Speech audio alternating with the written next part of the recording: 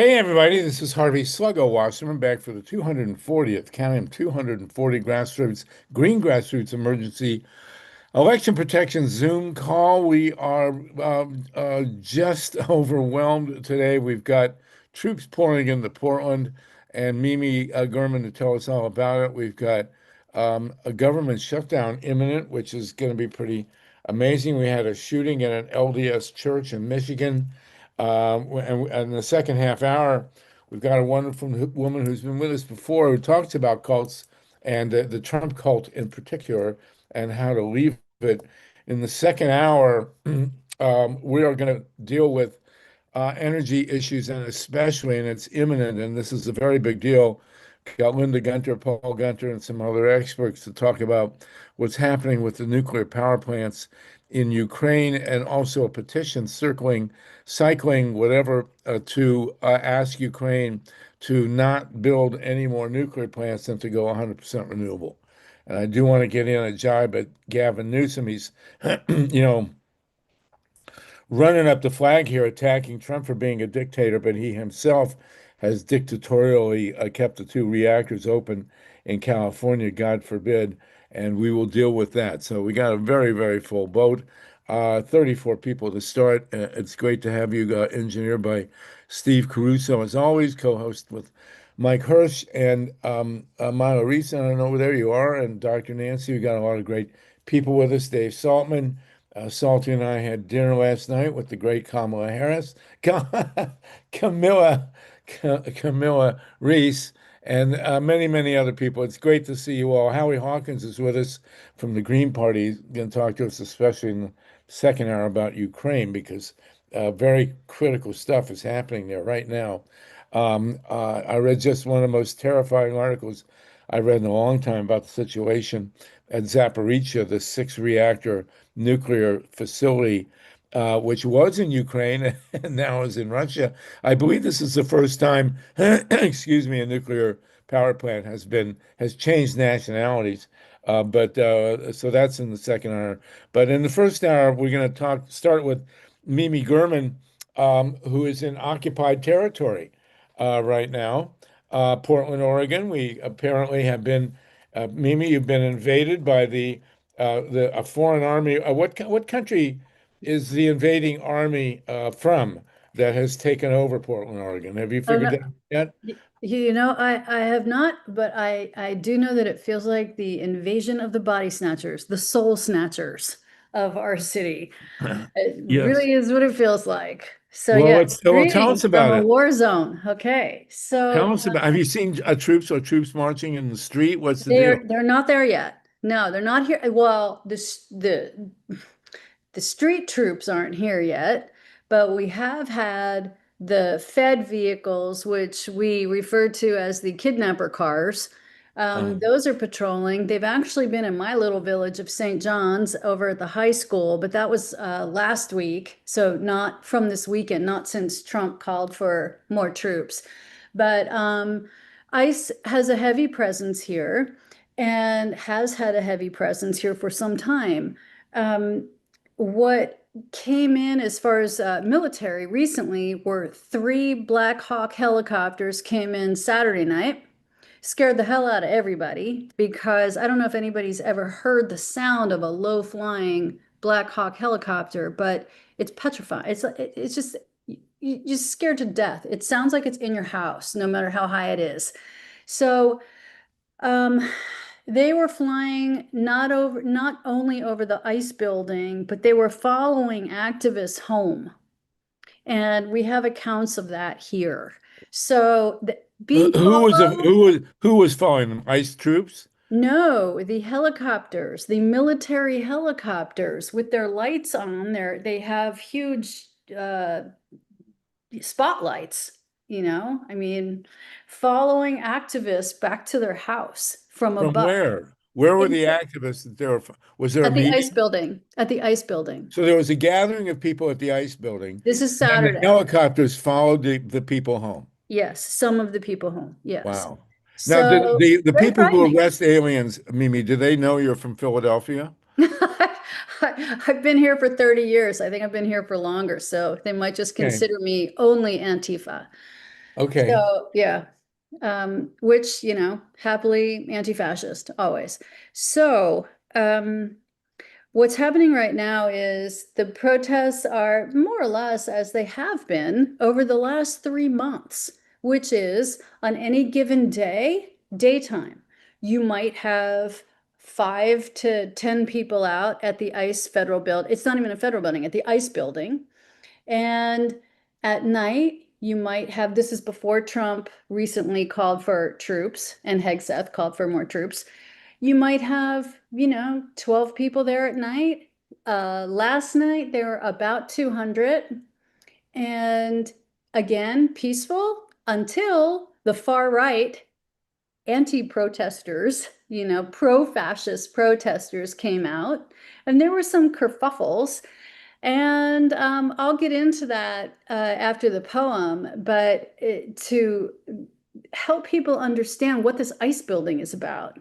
Because the ICE building is not a federal building. The ICE building is permitted by our city. And So it's the city, I'm going to the hold off city on of that. Portland. The city of Yeah. Portland owns the building. Yes, and the city of Okay. Portland can retract the contract for that building. So it's a very interesting set of affairs we have here at the moment because people really don't understand that there have been very few protesters at the building. There were when LA was happening, when the troops came into LA, we had support protests in support of protesters in LA. When troops went into, where was it, Chicago, we had support protests to let people know that we are with them, at the ICE building. But and even those were absolutely nonviolent. Okay. Zero violence on the side of protesters, yet tear gas is lobbed and rubber bullets are lobbed by the government, by the feds. Yuck. Yeah. All right, so give So, us your poem and then let's okay. continue this. I'm sure people Uh, have questions. okay. Um, I wrote this poem yesterday morning. It's called Morning in a War Zone. In war-ravaged Portland, morning geese comb the grass for worms. Leaves fall quietly from the branch. Yellow dahlias rise in salutation to the sun. Squirrels rush home with acorns for their hearth. Loaves of sourdough rise in the bakeries. Coffee scents the streets like Rome. Cherry blossoms ballerina at the river's edge. But beware the icy seed-sown fear, a conjured nightmare, a most cruel gruel. The delusion from a man insane has come to conquer like Quixote upon this tranquil hill. Whoa. Well, there you go. From the belly of the beast here. Thank you so much, Mimi. Now, Yeah, so what are people going to do? Is there any kind of protest in the making? well, there are. I'd like to share with people a very succinct statement that was given yesterday by Pedro Anglada Cordero at the early day protest.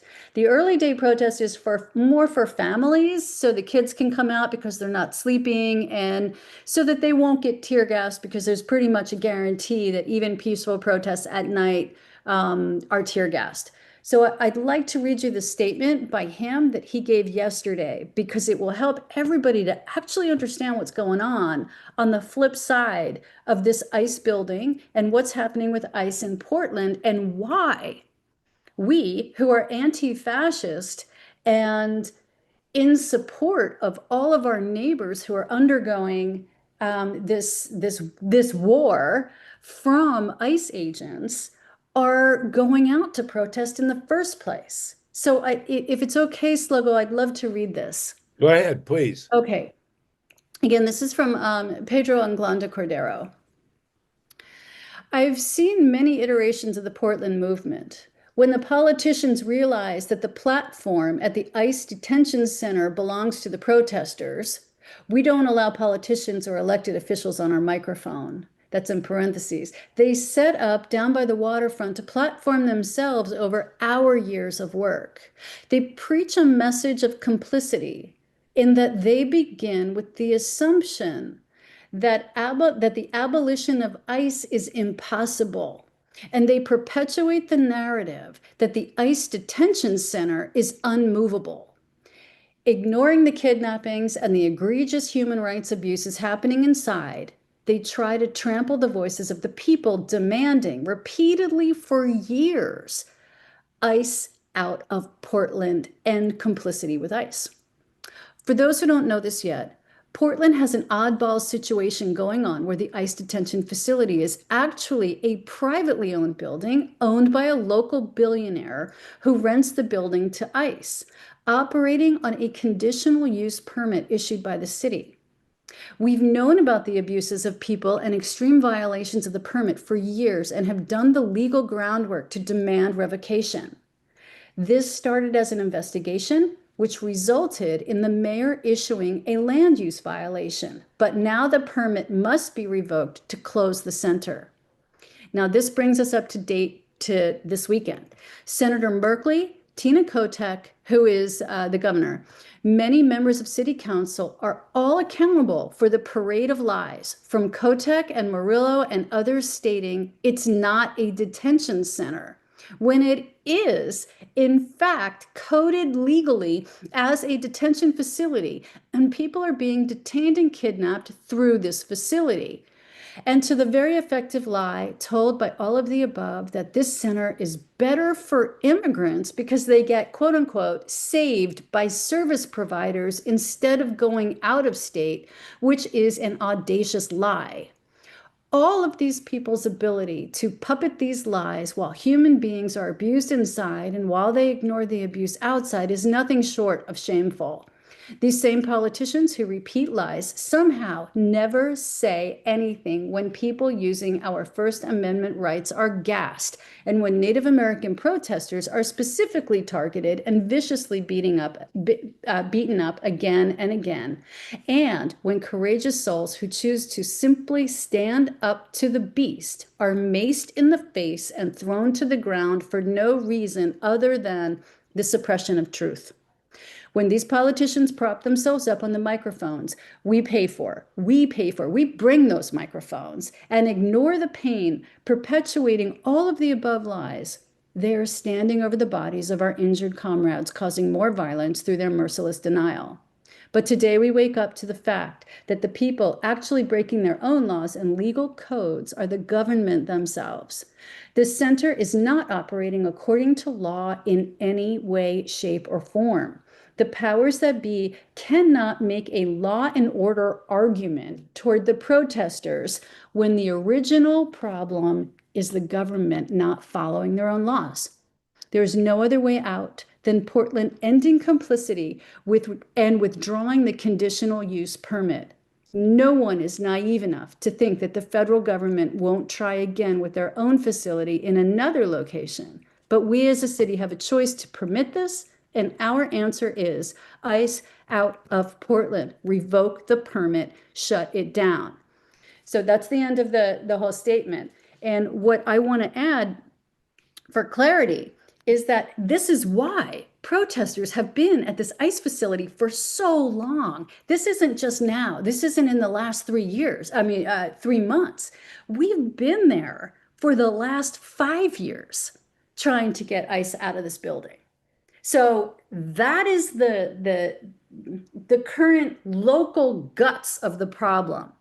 If we could revoke the permit, get city council, and all it takes is city council to revoke this permit. We don't need the governor. We don't need anybody but the stinking city council.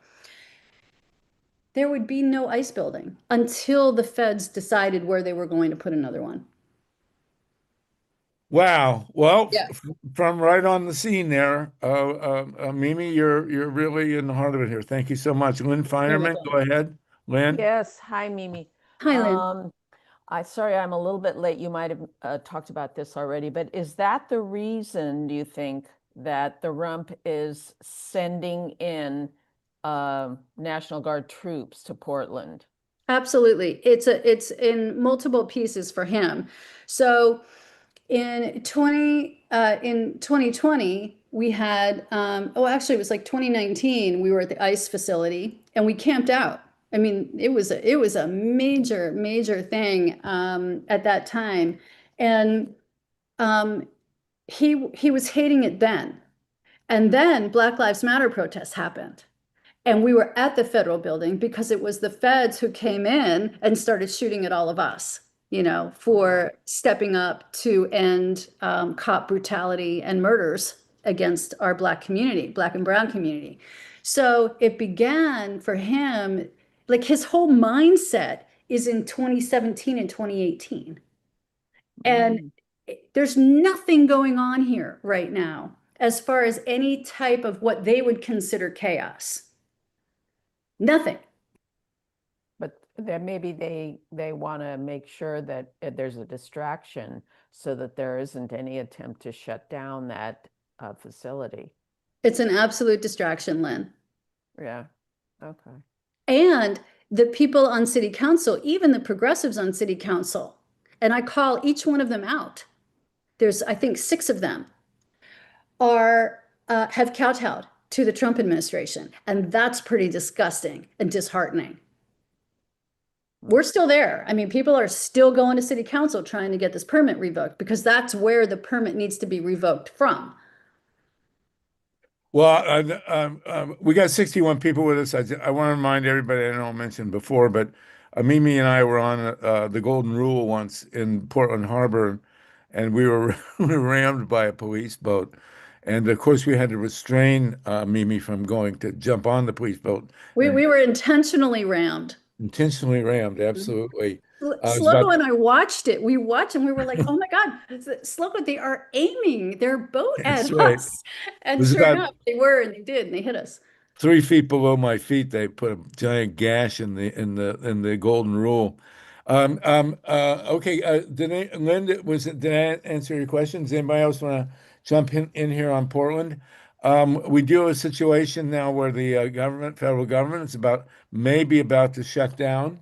I did also today in the gym see. I can't even begin to describe this. There was on one of the networks they were carrying a meeting between Trump and Netanyahu. They're concocting some kind of deal, and Netanyahu was literally groveling at Trump's feet. I've never seen a more. I mean, it's like North Korea. It was just every word was Trump this, Trump that. Then Donald was up there smiling away. I mean, it's truly astounding.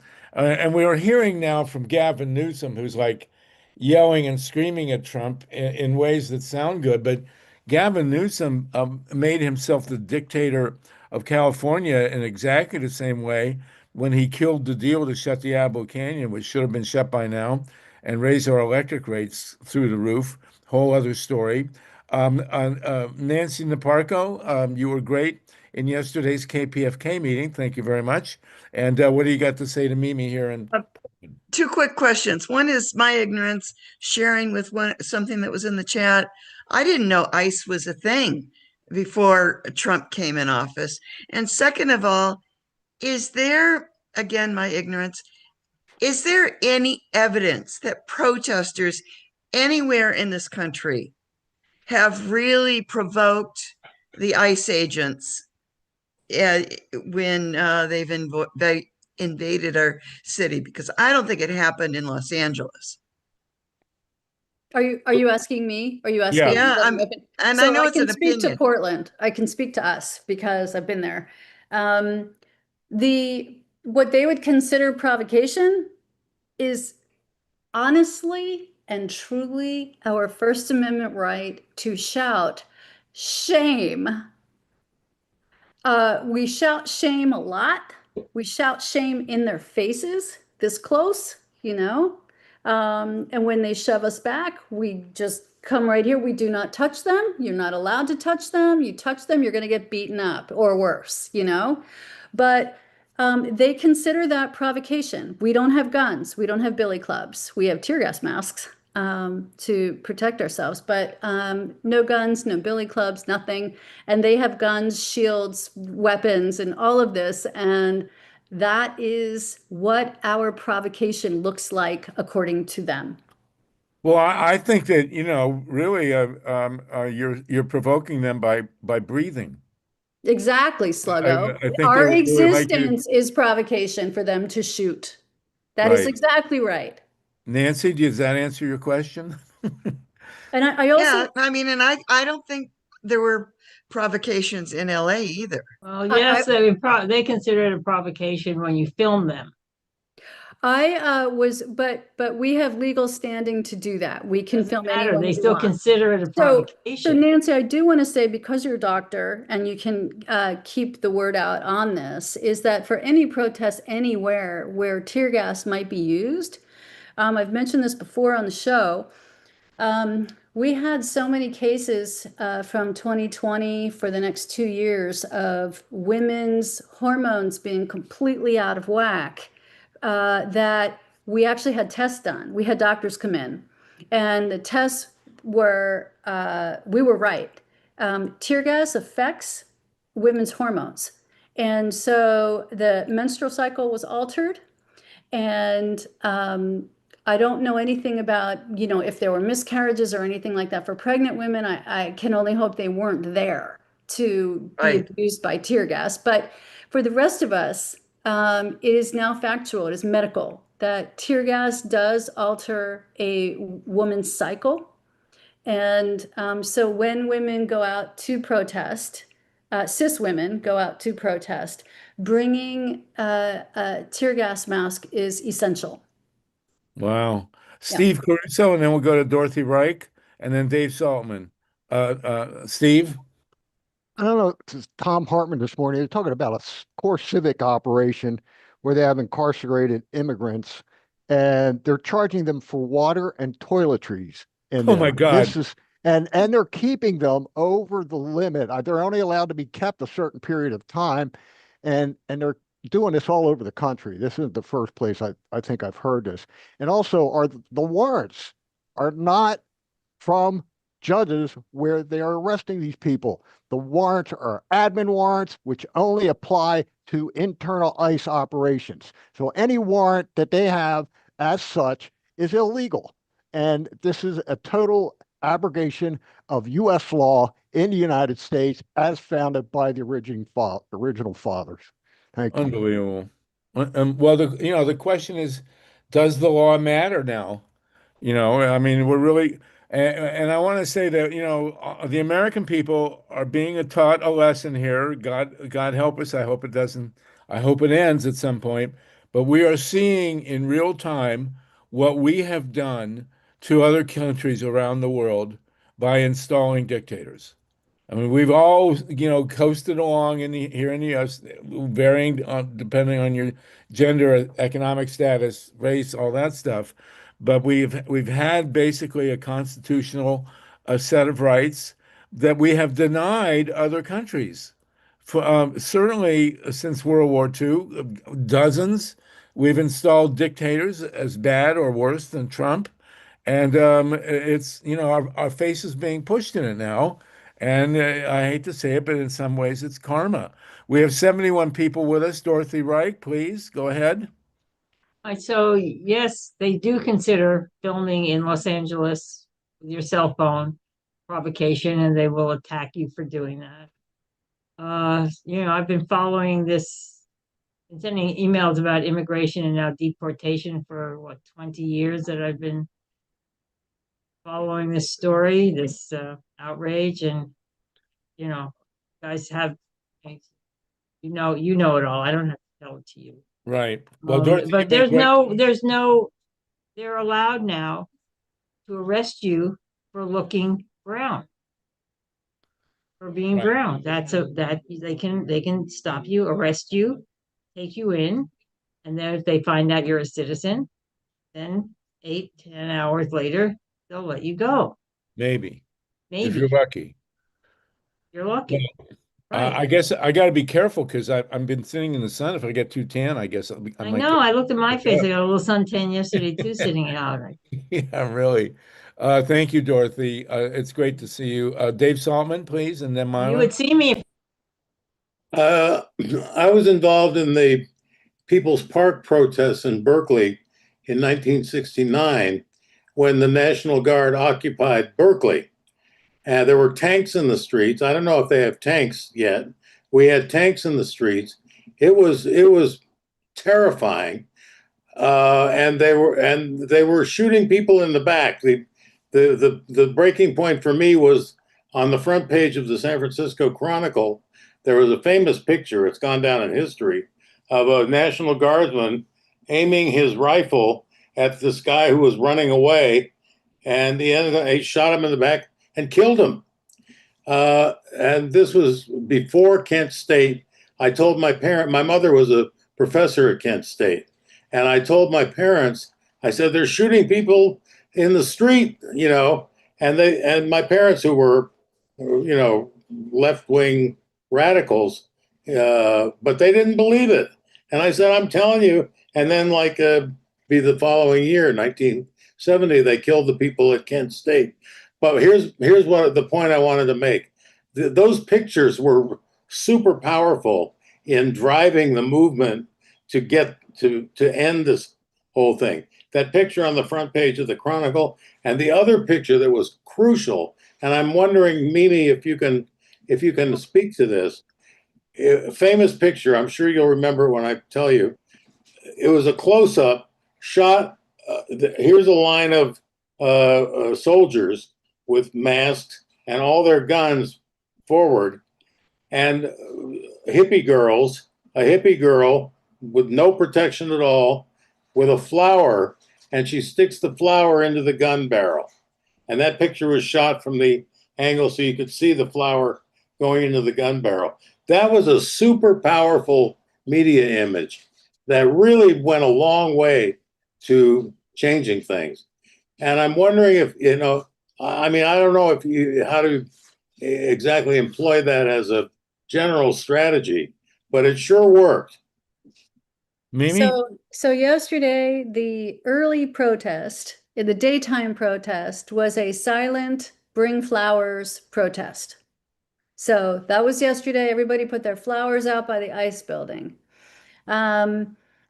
In the past, we had a protest where a friend of mine, Mike Hasty, is a Vietnam veteran. He was a medic, was a medic, and is still here. And there's another iconic photo, not as iconic as that one, Salty, but Mike went up to the line of feds when Trump sent the feds in last time. And he walked the line and said to them, I am a Vietnam vet. None of you should be here aiming your guns at our own citizens. And he just talked and talked the line back and forth on the line. They beat the hell out of him. They broke him in numerous places, and then they shot tear gas in his face. And a friend of mine had to get him out and take him home. So, and then there's Dorothy Reik, who is no longer with us. Dorothy was an amazing woman, older woman from Seattle, an activist since the war, since World War II. She's from Hungary, was from Hungary, and became a peace protester over the decades. And she faced off with the police in the same type of way, and they tear gassed her. And same thing, it was just Dorley and this line of cops, and they tear gassed her. And that was when she went on Thom Hartmann way back when. It was a WTO event, and started to get her face out there for peaceful protests. And yet this is what happens. So Salty, what that woman did at that time was extremely courageous and powerful, and it worked in moving forward the sentiment of nonviolent resistance. We are at a different time. We can try the same thing, but we're going to get tear gassed in return. That's the difference. Thank you both, Myla Reese, and then we're going to go to Jenny Gage, who's our guest today. A lot of this we're going to move to the end of the second hour. This is an incredible discussion, Mimi. And we do have a guest with us, and Jenny is right Yeah. on par with all of this stuff. Jenny, it's great to have you with us. We have 72 people. Myla Reese, go ahead, and then we'll go to Jenny. Well, I initially raised my virtual hand to talk about the possibly 1,000 or more ICE detainees who disappeared from the facility known as Alligator Alcatraz. But Salty, you reminded me of this protest of People's Park in Berkeley back in 1969 on May 15th. Tom Hayden appeared to a crowd, and I made a video from some old footage of Tom Hayden talking about the joy that we can derive from pushing back and joining with our neighbors. And I have a brief quote from Tom Hayden from People's Park, the People's Park protest back on May 15th, 1969. He said, "The possibilities of a united community, all kinds of people overcoming all kinds of differences, doing enjoyable work. That was also a matter of struggle, the kind of confrontation that also made you feel good, that opened up possibilities, that set examples, that was very real." And Ronald Reagan, if he has done, and Ronald Reagan, by the way, was the governor of California at that time, and Ronald Reagan, if he has done anything for us, should have intensified that. His only gift, if you can call it that, his only gift to us is the imposition of unity. We must unify ourselves as now a matter of necessity.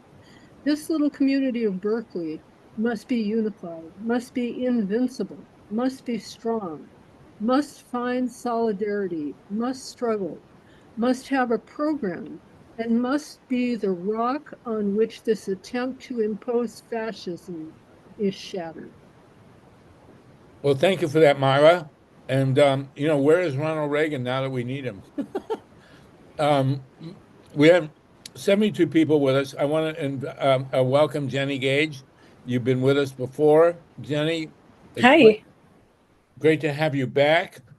And if you want to introduce yourself, we always try and introduce people, but I think the best introducer is always the speaker herself.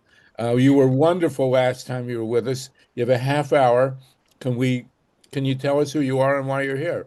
Yeah, thank you. First of all, thanks for having me back. I really enjoyed the conversation last time. It gives me a little bit of hope just knowing that there are people like you out there, because I think we can kind of get lost in the vacuum of everything's crumbling to pieces, but you guys share so much wisdom, and it's been great to be part of this dialogue. My name is Jenny. I'm over on YouTube as Life Take Two. And the reason that's my handle is that I've lived two very distinctive lives. I grew up inside the Mormon church, ultra Orthodox childhood and adulthood. I became a little Mormon trad wife at age 20 and was part of the MAGA Christian nationalist, white supremacist, alt-right prepping community. That's where I spent 44 years of my life. Oh my God. Yeah. You're 25, so go ahead. I always have to, on my channel, I always have to say I'm a 51-year-old grandma, because people don't always jump to that conclusion, but I'm a 51-year-old grandma. So the Life Take Two bit of me is in 2018, I very abruptly lost my faith in the Mormon church. And over the course of the past 7 years have deconstructed. I went into Christianity for a few years, and it was, it's almost like this snowball rolling down the mountain where it gathers steam as it goes. First, I was just leaving the Mormon church, and then I left my 24-year marriage. Well, my husband, his doing. And then pretty soon I'm deconstructing politics, and I'm deconstructing Christian nationalism and white supremacy. The underwear I wear, what I eat, who I hang out with, everything kind of snowballed. And here I am today living just a very different life. I am over on YouTube as an activist, a women's rights activist, probably predominantly. I fight really hard just to make the world a better place. I'm a mom and a grandma, and I want my kids to inherit a little better situation than what we're currently in right now. Well, go ahead and tell us now. Sorry. What do you have to say about our current situation? I actually did want to ask one quick question, Yeah, sure. maybe to That's what I'm here start off. for. Mhm. When Erica Kirk Mm. gave her initial reaction to the murder of her husband, she forgave the guy who did it.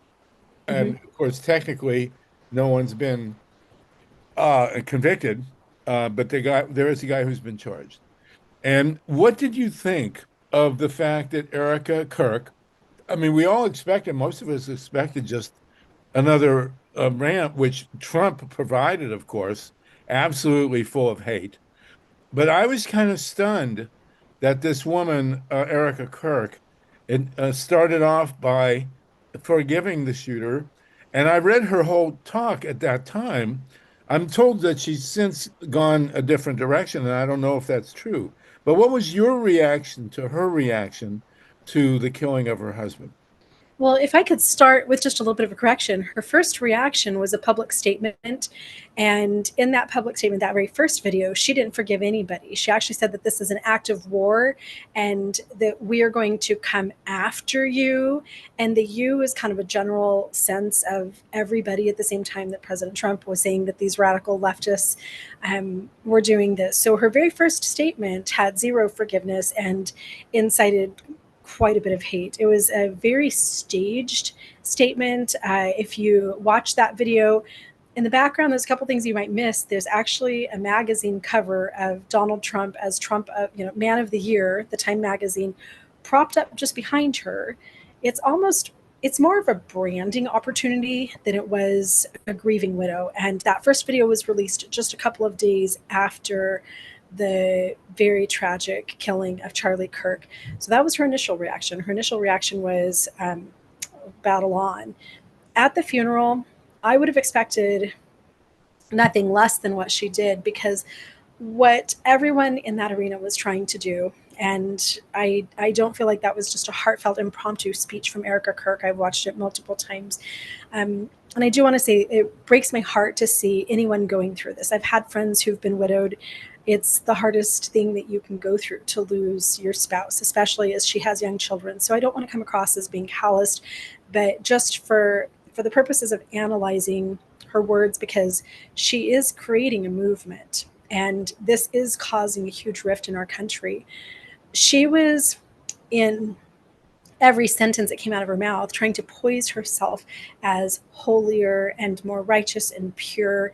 And a lot of that was psychologically what you would call virtue signaling, the virtue signal going out to the crowds. So, of course, she's going to come in with this, holy, righteous Christian, the cloak of forgiveness, invoking that power of Jesus Christ, which she spoke about throughout her short speech. So I wasn't surprised by that. And her saying that she forgave the gunman while also not saying the next step, that I take back everything that I said in that first public statement. And I realize now that this isn't a fight against anybody. There was one person who did this, so I'm really sorry that I tried to incite violence. That didn't happen. So what she didn't say to me was as impactful as what she did say.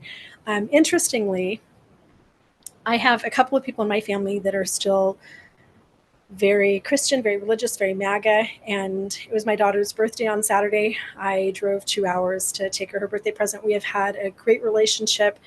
My daughter lived with me until just a couple months ago. She graduated from culinary school, moved out on her own, and now she's all kind of drawn into this, the Erica Kirk, Charlie Kirk thing. And we were just having a conversation about something else. And she said, why don't you just forgive this person like Erica Kirk forgave the killer? And to me, it was interesting that that's almost like something that you would say about Jesus, forgive them like Jesus forgave you. And she used Erica Kirk in place of Jesus. And I laughed. I couldn't help myself. I kind of laughed. And I said, I'm not going to have a conversation about Erica Kirk. And because of that conversation, like right there, my daughter said, I will not be seeing you.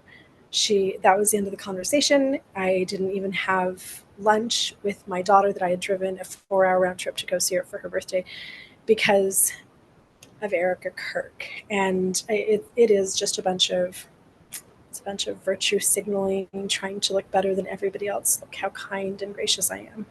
That's my take Wow. on it. Okay, Mike Hertz, please, and then Dorothy Reich.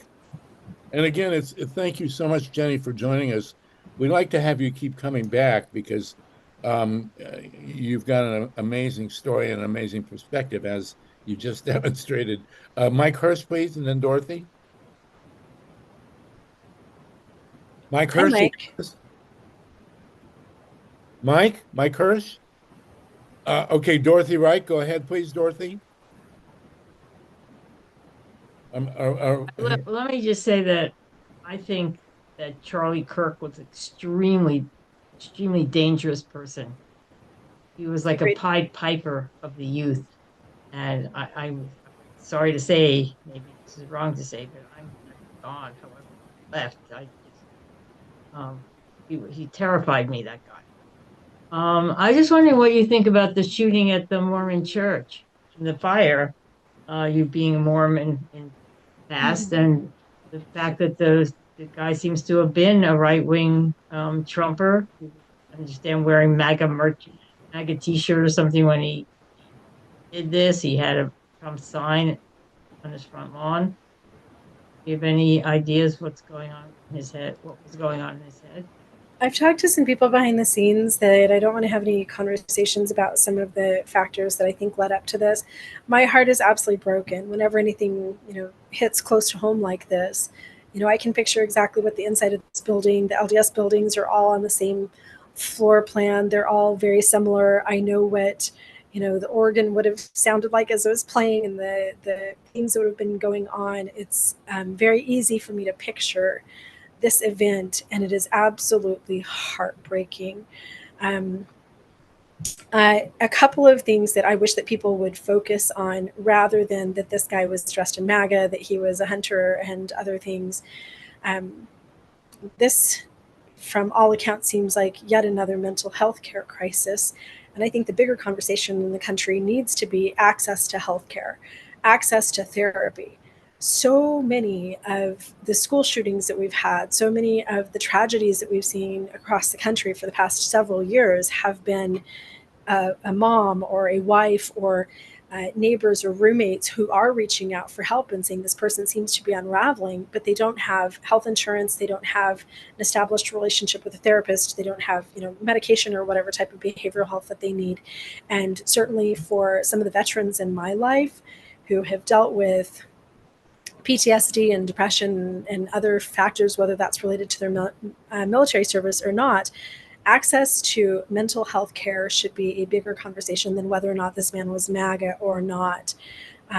This man does have ties to the LDS Church. It seems that he joined the Mormon Church in Utah. He moved out to Utah from his hometown several years back and seems to have gotten baptized at that point. So I think that I don't want to speculate about anything, but he's a little bit more closely connected. I don't think that this was just a random act. From what I've heard, I could be wrong about that. But just in general, what breaks my heart about so many of these situations, whether it's this act of violence or the school shootings, the killing of Charlie Kirk, is that behind that gun, almost every time, there is a human being who, for whatever reason, has lacked the care, lacked the community, and been pushed to the point that they feel like this is their last, chance to. They're pushed to the brink. They're pushed over the brink, and that certainly seems like that's the case here. The gunman had a handicapped child. He had so many things going on in his life, and as we continue to have tribal decay, as our villages continue to collapse, our connection and support, active support of one another continues to decline, we will have more violence. We will have more shootings. We will have more suicides. We will have more people whose lives seem hopeless because more than ever, many people's lives are hopeless. Well, that term tribal decay is certainly right on point. And then the other question is, what in God's name are these people doing with guns? How do we have a society where people have, and it's a complete misreading of what the Second Amendment actually says, a well-regulated militia being necessary to the security of the free state. What is these people? What are these people? Where does that fit with these people having guns? Nancy, Dr. Nancy, you're a healthcare professional. Do you want to comment on Jenny's comments here? Hello, Um, Dr. Nancy. She's fabulous. She's brilliant. She's beautiful. She's brilliant. Well, Very well spoken. I'm sorry. I wanted to go back to hearing your story last time. And a few years ago, I read a book called Stolen Innocence by a woman named Elise Wall. Do you know that story? I don't, but let me Okay. put that on my book list. Her story is parallel to yours. Unlike you, she had this horrific escape from her Mormon community, and has, when I look her up, she's really retreated to the back hills of Utah. But you have brought it much farther, and I just want to thank you for that. And Thank you've you. got a lot to say. And also, the similarity is that I thought in all the details she described, she and her brothers stood out as being particularly more intelligent than the average person in the community, which made her start questioning. And do you think there are a lot of women in the Mormon communities who are restless? I used to listen to an LDS therapist. Her name is Jennifer Finlayson Fife, and she's out of Utah. And she did a podcast for many years. I don't know if she still has a podcast, but she worked almost exclusively with LDS couples. And she spoke all the time about some of the unique challenges of LDS women. And having lived in really Mormon dense populations myself, I live in Arizona where there's tons of churches around. I grew up in an area that is second only to Utah, and then spending part of my life also in Utah, where I was surrounded, where 50% of my neighborhood would be LDS. I think that restlessness with the Mormon women is just a perpetual state of being. Now, today, members of the LDS Church are, the women are getting jobs more. Feminism is certainly taking hold, even in LDS circles, and the economy being what it is, a lot of families have to have that second earner. But it's a very suppressive culture. And I think that for me, Mormonism wasn't a fit because I am a little high IQ. I was a thinker. I'm always have to be busy and working. And I never took any satisfaction out of those domestic activities. If I had had a little different temperament and personality, then Mormonism would have been a great fit for me. I could have just enjoyed decorating my house and throwing birthday parties for my brood of kids, but it was never a fit for me. I was forced to do things that were very contrary to my personality. And I think that my most restless Mormon female friends are those who the typical Mormon traditional wife habits and behaviors don't fit their natural personality. But when that's prescribed, when that's the ideal and everybody's supposed to fit that mold, it's almost like, the square pegs in the round hole. When you're being stuffed into that round hole and you're a square peg, then you tend to be a little bit restless. So there's definitely, I think, some variation to how satisfied or unsatisfied women are within Mormonism. I just want to say the most profound. Very quickly, I think it's the other way around. I think you're a round peg being pounded into a square hole. But Is that what it is? I think you're right. Yeah. Go ahead, Nancy. I just want to say the overall profound lesson I got from that book, and I think you support it too, is I learned about brainwashing. And I think it's a general theme that we all should have respect for or understand a little bit, how intelligent people can be led down a certain path and believe a certain way, and not because they're bad people, but simply indoctrinated. I didn't realize I was brainwashed, Nancy, until the brainwashing started to unravel. Remember, like our old cassette tapes, and it would break and would unravel? That my brain was just kind of unpeeling from the brainwashing as I deconstructed. And only then I think that only someone who's been through that is capable of appreciating the intense power of long-term indoctrination. That brainwashing is mind-boggling. It is Thank you. mind-boggling. Thank you, Jenny. It's great to have you with us. Ruth Strauss and then LYNN FEINERMAN. We're going to go to the top of the hour. Go ahead, Ruth.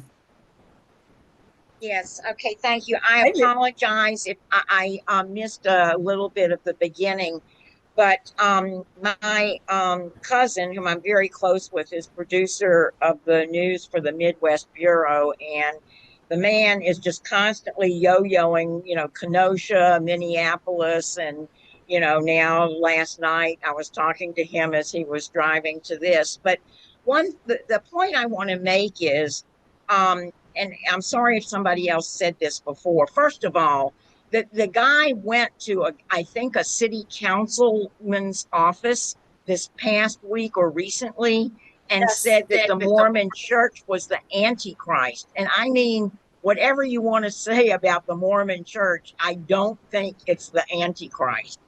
And I Yeah. think that with all the gun violence and everything that's gone on, I think people, like this councilman, need to take stuff like that seriously if they see somebody who makes an offbeat remark. And the other thing that I was thinking last night when I was talking with Andy is that a lot of these people post, or they somehow signal beforehand. A lot of them post on social media. And this, I call him Efferberg as opposed to Zuckerberg, but they have enough money to to have tech that picks up things. I know they have screeners, but they should have technology that picks up this stuff immediately, because these people do tend to post, and sometimes unfortunately it's just minutes before, but sometimes it's days or hours, and it just fries me that things like this aren't picked up on. So thank you. And we're hearing it from Yeah. Ruth. Ruth grew up in a very deep cult called Alabama, so she got out of there. But go ahead, Jenny, please. I thought that same thing listening to the interview with the councilman that had that conversation with him. But the fact of the matter is that we don't detain people who we think could be a threat.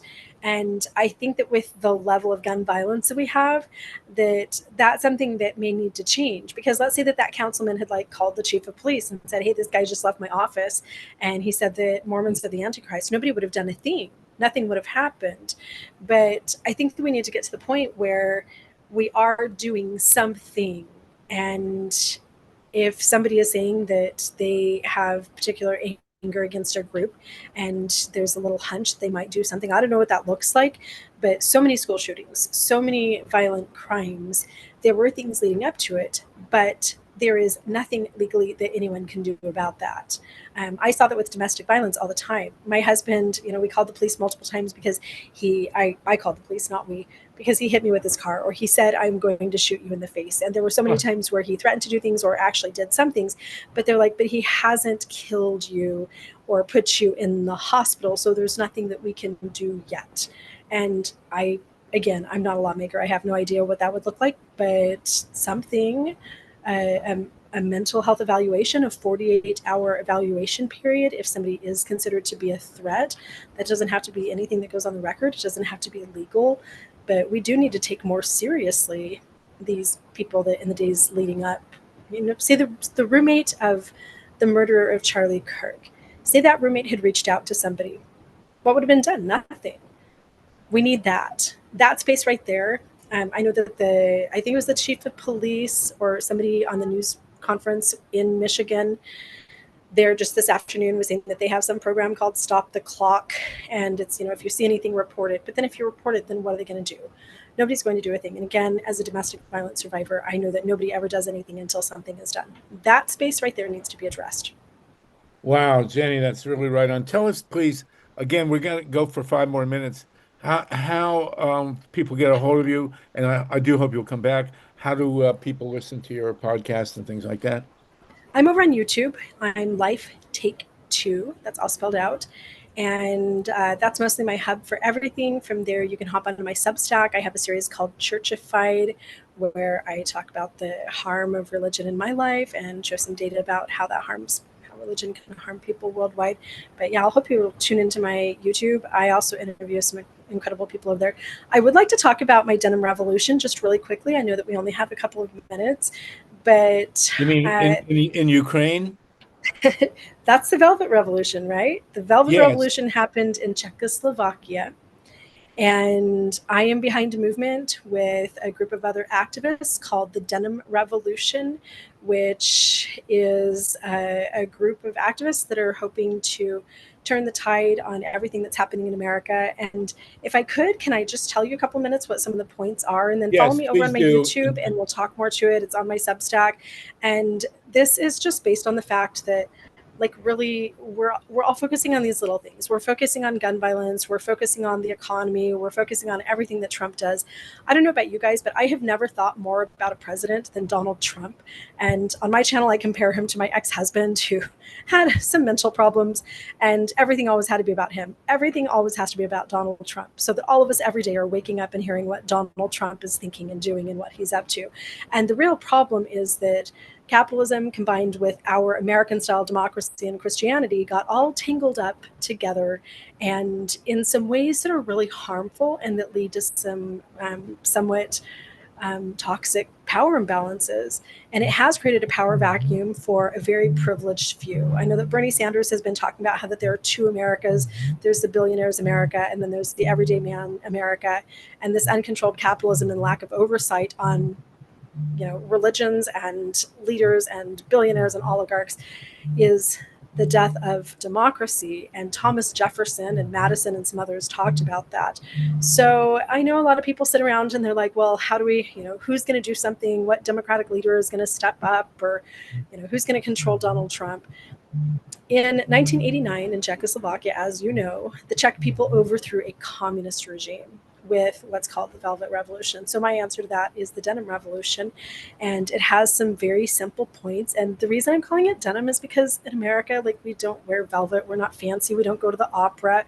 I feel like Levi's are like the official uniform of Americans, and that's what my dad wore every day. My dad was an anchorman on the evening news, and then a recession hit, he became a janitor. So he went from anchorman to literally a janitor my entire life, and he always had the Levi's 501s and his keys on his belt. So my steps for the Denim Revolution just they don't require, I hate that word. I don't know why I said that. They call for Americans to stand up. It's time for us to cash out our comfort and start resisting so that we can bring about some change and build a better future. Nobody is coming to save us. Nobody came to save the Czechs. The communist regime didn't just step down and say, hey, we're done here. They were forced out by a bold and very concisely connective movement that started at the grassroots. So the first thing, really, our first step is just to rebuild your tribe. That tribal decay, people not knowing one another, us not supporting our small businesses, not working together collectively as humans anymore. And I know that you guys are, some of you are a little bit past your 40s, right? So you know what I'm talking about. I'll be 80 on New Year's Eve, but that's beside the point. Things are different. And if you're 80, in your day, humans work together collectively in ways that we just don't anymore. So step one is just building back those communities, literally getting to know the people around you, putting down your cell phones and shopping at your small businesses, exchanging childcare with people, building that structure of support and village. Number two is rejecting the monarchy of wealth, saying no to taking your money away from the billionaires, and some of that is some strategic boycotts. And then step three is the biggest key that I think is missing under the Trump administration, and that's honoring the workers, the guys that wear the denim. But we can do that as citizens by voting for and demanding universal health care, affordable housing, paid maternity, livable wages, retirement, and all those things like that.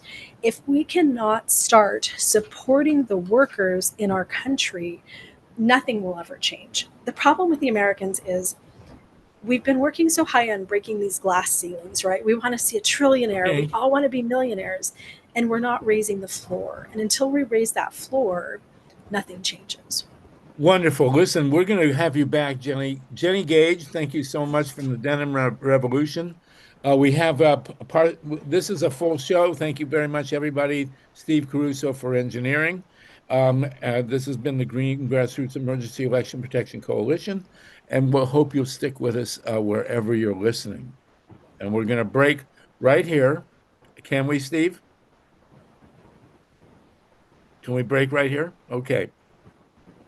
I want to do 2 1-hour packages. So we're going to restart now. This is, and Jenny, you're welcome to stay with us. We're going to go straight to Ukraine. If you have to leave, we do want you to come back. Oh, she had to leave. No, you're here. Jenny, what we're going to do now, we have Tatanka and others with their hands up, but we want to move to Ukraine. And Jenny, if we can start by talking with you, or do you have to leave? Can you stay with us, or what do you want? Here. My son is actually calling me from his school. So I need to pick him up in about 10 minutes and go be mom for an hour. So I'm going to hop off. So come back to us, please. Yeah, come back to us, please, another time. Thank you so much. A week or two, whenever you want. We're always happy to have you. Thank you very much. Thank you. It's the it's the denim revolution from Jenny Gage. Okay, we're going to start a second hour now. I'm going to reintroduce, and we're going to go to Ukraine because there's really serious breaking news coming out of Ukraine. And there's also a petition circulating that we want to talk about. And so let's start up. Hi, everybody. This is Harvey Sluggo Wasserman back with another edition of the Green Grassroots Emergency Election Protection Coalition Zoom calls and radio broadcasts and podcasts. We're engineered by Steve Caruso. We're going to go for 58 minutes here. We have, as I say, 75 people with us, and we're going to rock and roll. We're going to start now with very disturbing and breaking news from Ukraine about the Zaporizhzhia nuclear reactors. And we also want to talk about a petition circulating to ask Ukraine to not build any more nuclear plants and to go to 100% renewables. We're coming in here with a very powerful and important discussion about activism and about, of course, the revolutions and that made Ukraine what it is today, and the opposition to the horrific invasion by the Russians. Howie Hawkins, who's from the Green Party, has been in touch with us and in touch with the Ukrainian environmental resistance, and we will expand the discussion as we move ahead here. But Howie, do you want to tell us what's happening now with the nuclear reactors in Ukraine and the movement to have, my understanding is the government of Ukraine has actually ordered some new nuclear plants, and we want to stop that from happening. Howie, can you update us on all that, please? Sure. The immediate crisis has been going on it's in the 6th day now, and the external power source today is the 29th of September. It's Monday. You may be hearing this later, but hopefully the crisis will be less intense, but it's certainly intense right now. So the external power to the 6 Zaporizhzhia nuclear reactors, which is required to operate the cooling system, has been cut. And it's been cut before in the course of this war, but never as long as this. And they have diesel generators, backing up the external power that's missing right now. But they only have fuel for 20 days. So this is a real crisis. Now, Greenpeace Ukraine believes that the Russians cut the line, and they've already built some of the infrastructure to reconnect it to the Russian grid and basically steal the power from the Ukrainians and restart the Zaporizhzhia nukes. And Greenpeace Ukraine also had a report out. I'll put links to this in the chat in a minute, on the unlawful detention of nuclear employees and members of their families around the Zaporizhzhia nukes. They've documented 226 cases. And in some cases, many cases, these people are tortured when they're detained, and some have died, and about 10 have just disappeared. And so I'll put that report out on the chat as well. And then the other thing that happened a few days ago was one of the Russian drones exploded 800 meters from the South Ukraine, another nuclear complex called South Ukraine. So, and these drones, apparently, there are a bunch of them. They loiter around a target, and then one of them dropped right near this nuke. So that's kind of the current situation. And, you know, as far as the situation with Ukraine's nuclear power policy, my understanding is Ukraine has some kind of agreement with Westinghouse to build 4 nukes in the future. Right now, nuclear power provides half their electricity. So those plants would probably have to go as they make the transition. But there's a debate in Ukraine between business interests that want to build centralized thermal plants, nuclear or fossil, versus the environmental advocates, the green movement, that want distributed, decentralized solar, wind, batteries, and microgrids. And all of those are more defensible from Russian attacks, as well as, you know, going non-carbon and non-nuclear.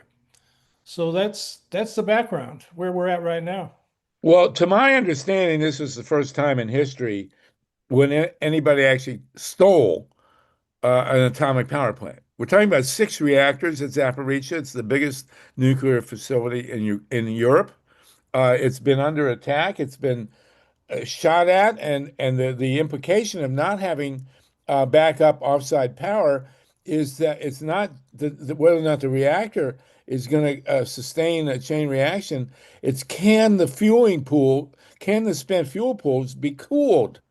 And that's what happened at Fukushima, is that they lost the cooling, you know, and it is actually the worst possible global disaster is not necessarily from a meltdown in the reactor, it's from an explosion in the fuel pool, and which we almost had at Fukushima 4, and I'm not sure how many of us would still be alive if Fukushima 4 had blown up.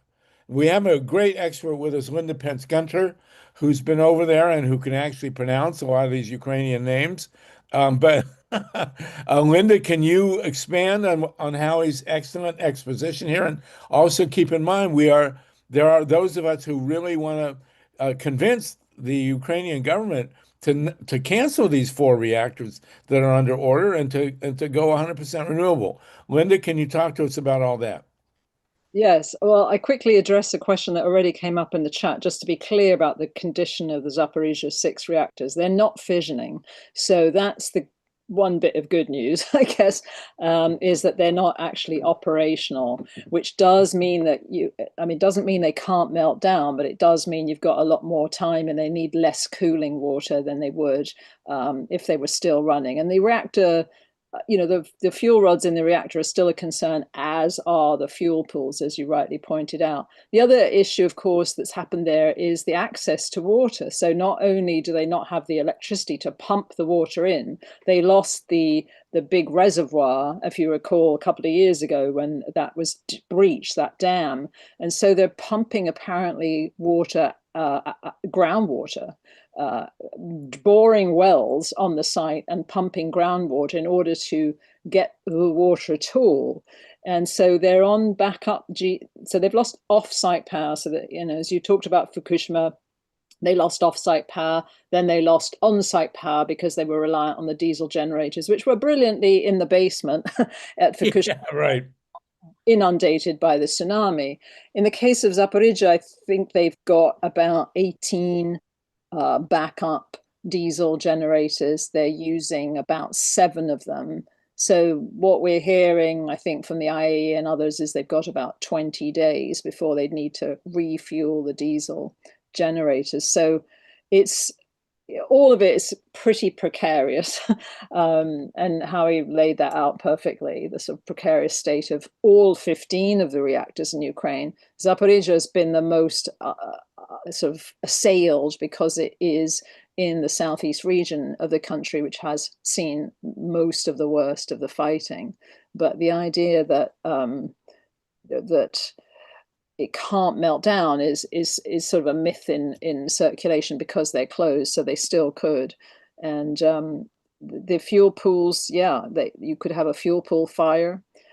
It's an issue of the water boiling off, heating up, not being able to cool it, boiling off and exposing the rods. So we're looking at a lot of different scenarios. There's also a lot of waste there. This is a 6-reactor site, so there's a lot of waste in the fuel pools. Also in cask storage, that's less vulnerable, but still, depending on what kind of missiles are coming in, also a concern. So it's a clear message that we shouldn't be messing with this kind of technology in the first place, but certainly not in a war zone. Well, it's absolutely insane. So who is actually controlling Zaporizhzhia right now? Is it the Russians or is it the Ukrainians? It's Rosatom, because it was occupied by the Russians on March 4th, days after the invasion began. So the Russians and Rosatom have been occupying and commanding the operation of the plant since then. I mean, it is a Russian reactor, they are Russian reactors, they are VVERs. So it's not that they don't know how they work, but obviously, as Howie was describing, the conditions of duress that the remaining Ukrainian workforce must be under are also contributing factors towards human error. Even without a war, to put a workforce in that situation could lead to a mistake. So there's just a sort of, I hate the word perfect storm because it's a horrendous nightmare, but there's a confluence of really bad things that have all happened simultaneously, obviously precipitated by the invasion and the occupation. But some of the things that are happening can happen on a good day in a non-war zone, right? We all know. Right. You talk about Diablo Canyon all the time. I mean, there are things that can happen and they're all really fragile, and you just need one of these precipitating events to turn into a cascading disaster. And in this case, it's exacerbated by the fact that you've got live ammunition flying around and explosives and drones and who knows what.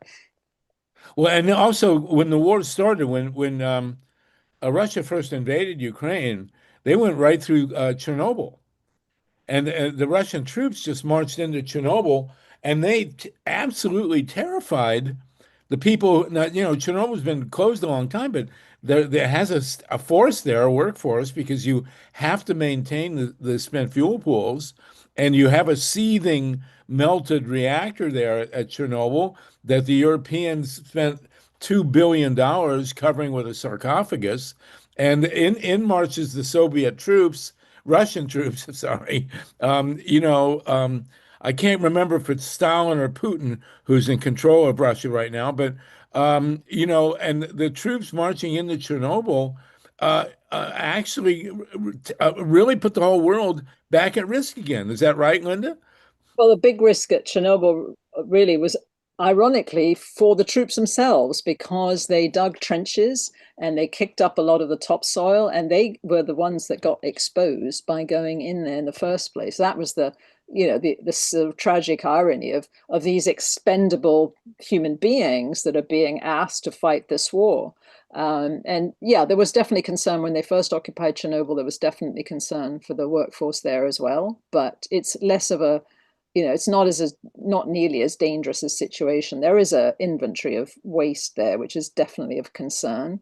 But the greater concern is the operational reactors in Ukraine. That said, the sarcophagus, of course, got hit by a drone. I mean, I can't remember how many billions of dollars, maybe one of the other great experts I can see on here might remember, but that got hit and penetrated the roof by a drone. So now we're talking about millions more dollars having to be spent to repair the sarcophagus itself, or it's the dome over the original sarcophagus. So, the big expensive dome that was rolled in, that was the cost was contributed to by European countries as well. Right.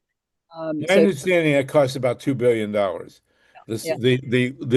then the one drone, which probably cost a couple grand, blew a hole in the thing. Yeah. And then Russia claimed, Putin claimed he didn't do it. It was an Iranian-made drone, which is exactly the kind of drones the Russians use. And the Chernobyl core, the corium, it still could blow up. I mean, it's not the accident was in 1986. And I went there in 96. I didn't go to Chernobyl, thank God, but I did go to Kiev, which is now Kyiv. And I did talk. This is a staggering fact. And when I read this fact, this number, I thought it was a typo. But the fact of the matter is that the Soviets there's a thing called liquidator. And the liquidators are draftees who run into the reactor. And you can see this in the amazing ABC or HBO five-part series on Chernobyl. They would run in, throw something off a roof or sweep a floor or, mop a window or whatever, and then run out. You only had 90 seconds. And the Soviet Union sent 600,000 liquidators into Chernobyl to do that. And when I was in Kiev, and then I was in Russia, in Kaliningrad, in 1996, 10 years later, there's only one other group of people I've met that were angrier or as angry as the liquidators who were dying of cancer left and right. And these are young guys in their 20s and 30s because they were, draftees. The only people I met comparable were the Vietnam vets against the war here in the United States, the Vietnam vets who came out against the war. But in Chernobyl, we still have a huge danger. And now, and the reason, I'm so set on this is Zaporizhzhia is a total nightmare here. Now, the rumor is that the Russians, Putin wants to restart Zaporizhzhia and switch the power lines so they go into Russia instead of Ukraine. Is there any truth to that, Howie or Linda? Well, the Ukrainians say that that's what it looks like. The Greenpeace, I put the link in the chat. The Greenpeace article says that's what it looks like because Russia has built the power lines toward Ukraine from their side, and the link to the Ukrainian grid was just cut.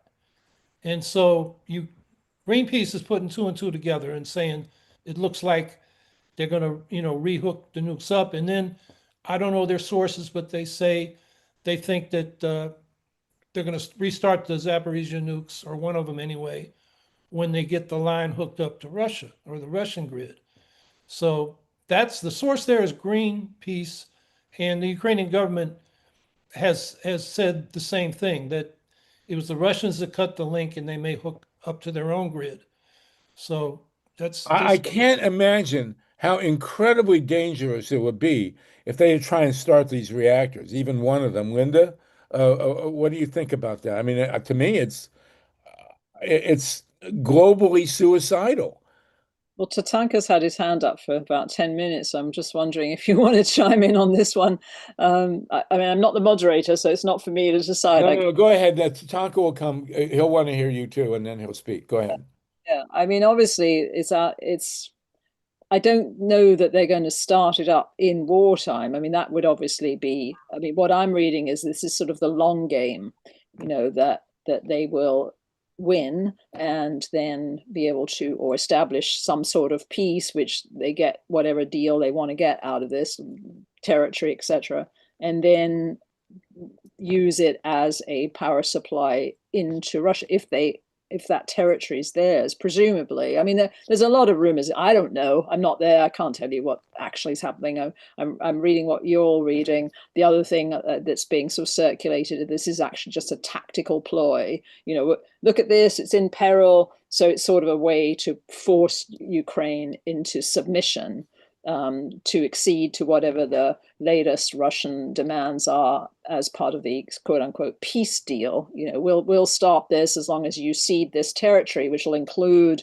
this region, and then we'll grab this power to feed our own needs. But who knows behind the scenes what's really happening?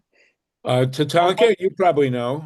Oh, well, what I wanted to comment on, thank you, Linda, and thank you, Howie, is this is an object lesson for everyone on Earth, because what you're facing, and Linda, you talked about it could happen anytime, anywhere, and unintended consequences and invasions. When we just started the program talking about the invasion of Portland, what could happen in California around Diablo Canyon, etc.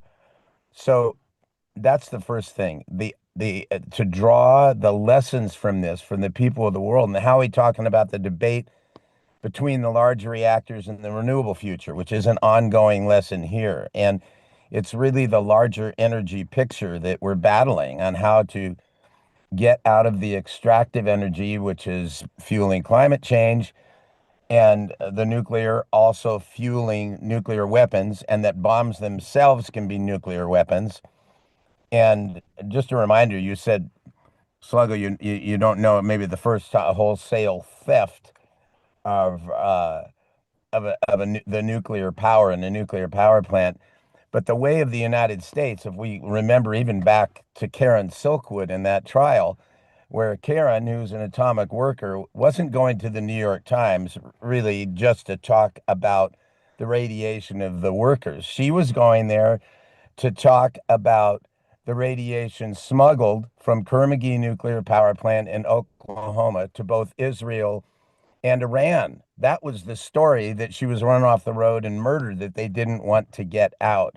So this has been with us ever since the creation of, quote, the peaceful atom and nuclear energy, whose primary purpose is to supply fissile material. And it makes you wonder when Donald Trump says, we're trying to get rid of the 94 reactors, the big ones, not to talk about the other ones as well, but to get rid of those because they're expensive, they're dangerous, they don't pay for themselves, they're the most dangerous things that we can have around us, and there's no liability that anybody takes for them, versus the renewals, which is an entirely different story. But when Donald Trump talks about in the next decade or two wanting to build 400 nuclear reactors, whether he's blowing his own smoke or not, and with the whole picture, it really looks like, it's this battle between on the large front between the extractive industries and the military industrial complex, and the commitment in the United States right now to have a nuclear weapon that can be delivered within 90 seconds to Russia or to China, which is happening out of the Lockheed facility in southern Georgia, which then involves the whole UFO thing, because that's testimony from both people at aerospace and pilots and people in the military saying that not only do we have, over 5,000 patents that have been taken from the US by people with Tesla energy and free energy, but also that ever since the Eisenhower years, our military, with our tax dollars, has reverse engineered the UFO technology, and we have had free energy. We've never needed the oil wars. We never would have been in this period of history if we'd had the disclosure about what our government was doing and is still doing. Anyway, this moment, all of us live somewhere near a nuclear power plant. And this tragedy that's unfolding before our eyes could be unfolding in my backyard, fairly near Diablo Canyon, and near the entire LA community that would be exposed to this, under 13 earthquake faults. I'm taking up too much time, but I'm glad you're here, because this discussion needs to happen with people of the world everywhere. Well, here, let's Steve has just put up a 120-hour power blackout you can't have a blackout at a nuclear power plant, as Linda knows very well, and Howie. A blackout at a power, and Carl Grossman's with us also. Blackout at a nuclear power plant means you lose cooling, which is what happened at Fukushima. They lost cooling. There was a long time ago a book called The Nugget File, which talked about crazy things that happen in nuclear plants. And one of the craziest things that happened at Fukushima was when they lost backup power, when they lost off-site power, the guys in the control room ran out to their cars in the parking lot and brought in the car batteries to try and power the instrumentation at Fukushima. So what we're talking about, Howie and I have been talking about this, and is to get a petition to the government of Ukraine to cancel the ridiculous orders that Linda mentioned, the 4 reactors that they've contracted with Westinghouse, which I thought went bankrupt, and which did go bankrupt. I don't know what they're getting them from, and to commit to a totally green-powered future, so that we can frame this war in part as a war between Putin's fossil nuclear industry, Putin and Trump, and to look forward to a totally green-powered Ukraine, which is eminently doable. They have plenty of wind, plenty of sun. But the idea to me that Ukraine would be in this war with this insane situation at Chernobyl, at Fukushima, at Zaporizhia, and now with the South Ukraine reactors being threatened within the last day by a drone hitting 800 meters from a nuke. I mean, Ukraine needs to be publicly committed to a 100% renewable future. And that would help, I think, reframe the war. Howie, what do you think about that? Howie, and then Linda, and then Carl, if you want to jump in, Tatanka.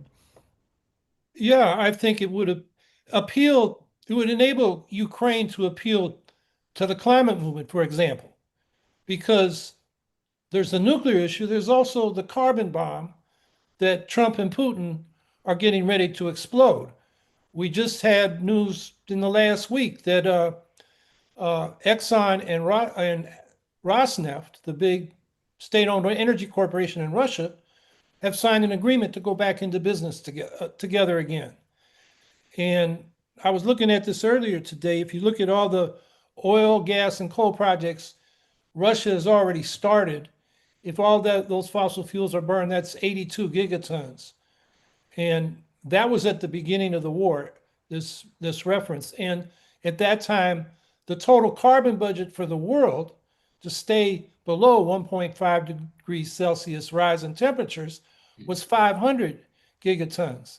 So, Russia would make a huge contribution to blowing us past those limits. So I think the climate movement will hear that. And Ukraine could be an inspiration for the rest of the world by making that commitment in the midst of a war. And of course, it's also smart defensively. It's easy to knock out an energy system if you got centralized power plants in one giant grid. It's harder if you have solar and wind distributed around the country with microgrids and battery backup. That's what they should be building, and they can get more power for dollars spent than they can wasting it on nukes. So yeah, I think it's a message that we need to try to get the environmental and climate movements to take up, because their goals have a stake in what comes out of Ukraine in this war.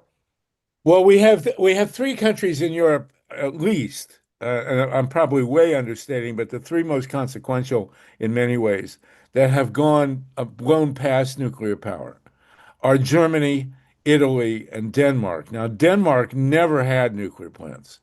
Denmark has always had a great no nukes movement, and they had a national debate in Denmark as to whether or not to build nuclear, and they decided not to. And that was because of the green movement. Norway also, by the way, never built nukes.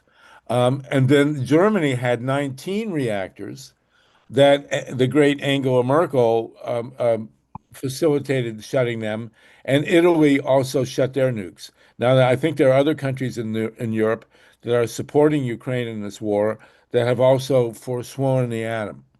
And so what we want to do, I drafted this thing, and Howie and I have been talking about how he's made great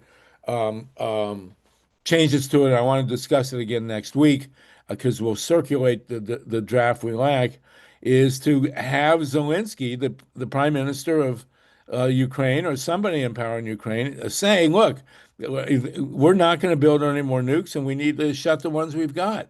Linda, do you feel this is at all practical? And then we'll go to Steve Caruso. Yeah, I mean, I have a lot of mixed feelings about this, frankly, and I think part of it's because what you just described, Howie, really needs to start at home. You know, you made a perfect case for getting the green movement in the United States to do exactly what you're asking Ukraine to do. And it's a little bit, you know, in principle, obviously it makes complete sense. But for us to tell Ukraine and Zelensky, who is embroiled in this horrendous war and whose job number one is to try to find a way to end it, to do something that we're not ourselves doing, is a little bit like nuclear weapons country. You know, it's a bit like the US saying, Iran, you must never have nuclear weapons. You know, you cannot have nuclear weapons, but we've got them. So there's a little bit of a, you know, I have a little bit of a sort of uncomfortable feeling about us telling somebody whose country is being attacked what he ought to be doing when we're not doing it ourselves. And we haven't been able to get the climate movement in this country to embrace the anti-nuclear agenda. That's a real challenge. So I think that's where I feel like, I'm not saying don't do it, and the more we can throw out there to promote renewables, the better. But I think we've got to be cautious in being this very large power in sort of telling other countries what they ought to be doing when they're not doing it. Italy, you're right. Italy is very interesting because there's a big push in Italy now under the Meloni government to revive nuclear, just as there was under the two of the previous Berlusconi governments. But Italy's had referenda on reviving nuclear, which have been in the 80-90% against, and is still around the 80% against. So that would be a very interestingly bad PR exercise if they ran another referendum in Italy. But and Germany, it's been challenging because laws have been changed to disfavor renewables and make it less easy to get them online. So I'm just, you know. No, you're 100% right. I mean, the country that I'm most interested in having shut their nuclear plants is California. And our dictator has been very Trumpian in forcing Diablo Canyon to continue to operate. It's beyond infuriating, I think you can tell. But here we go. Very good point, Linda. Let's keep this going. Steve Caruso, then Tatanka, and then Howie again. Yeah, so that's so statement there. The dam was blown up for this reservoir that held the water for Zaporizhia to use for cooling. Well, the Dnieper River is very long. The dam is way downstream, but still that dam is gone. I don't think anybody's repaired it, and I never hear anybody bring this up at all. I'm going to see if I can bring it up here for a second. There you go. So if you see down here, you see the Kakhovka Dam. That's down there. Zaporizhia is up top where this big area, and the Dnieper River is going down to that dam down there. So how much of that reservoir is left, I don't know. And they've also had droughts in Ukraine recently. Right. I think to the east of Ukraine where they had like 15% of the water. So, there's that weighing on the whole issue too as well, I think. Yeah, you're 100% right. They're having the opposite of a tsunami there. Tatanka and then Howie and then Vinacali. Yes, when I finished speaking, what I really wanted to say, and thank you, Linda, for bringing it up, when you're unease about us urging someone else to do something we're not doing, we live in a time when it is crucially important for groups like us, for nonprofits, for everybody struggling here to have strong, increased international cooperation on our mutual issues. We could form something like, here's what we're doing to get Diablo Canyon shut down. We're supportive of you doing whatever you can do, and we need to create a national coalition around an international coalition around this, but not just this. I mean, all the issues we're facing. The fact that we have 72% of countries with fascist dictatorships, but well over 75, 80% of the people, sometimes 90% of the people who disapprove of those dictators, it just cries out, we are one human family. And all the lessons of, John Lennon's Imagine and everything throughout our whole lives are coming right here. And we have an opportunity and a necessity. And I talk necessity because myself and Joan Baez and and a few other people started Amnesty International USA. New York had started it, but they weren't really doing much, and I took all the lessons learned. We built that. Janetta Sagan, who was the survivor from Italy that inspired us to do this, whose parents were both killed for helping Jews across the border into Switzerland. And she was part of a nonviolent cell in Italy at the age of 13, captured, tortured, never expected to live. So it was her story that moved us to invite Sophia Loren and all the Greek people and everybody over to start this in the United States. What she said was, fascism will very likely happen here, okay? What you don't understand is that we underestimated, both in Italy and in Germany and in Spain, how quickly it would move. We thought, we're educated, we have pillars of constitutional government, etc. It's not like that. It spreads so fast, and it will spread so fast here. And at that time, your great and free speech will be challenged, etc. The media will be taken over. Your greatest allies will be your movement and the local and regional, national people that pull together, but with international cooperation, because you may get some help from somebody outside your country, and if you don't have those channels of communication, it will never happen. Okay. So anyway, I'm just saying this is a time for all of us in the movement to put our global friendships on the line and start things that we can commit to together. Not to say you should do what we're not doing. We're committed to this too, because we're all in the same boat. Thank you, Tatanka. Howie and Vina? Howie and then Vina?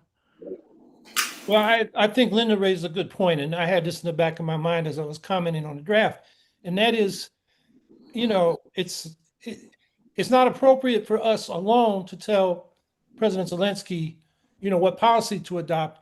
We really got to have groups like Greenpeace Ukraine, Razum We Stand, the environmental groups in Ukraine to sign on to this. So it's coming from inside and supported from outside.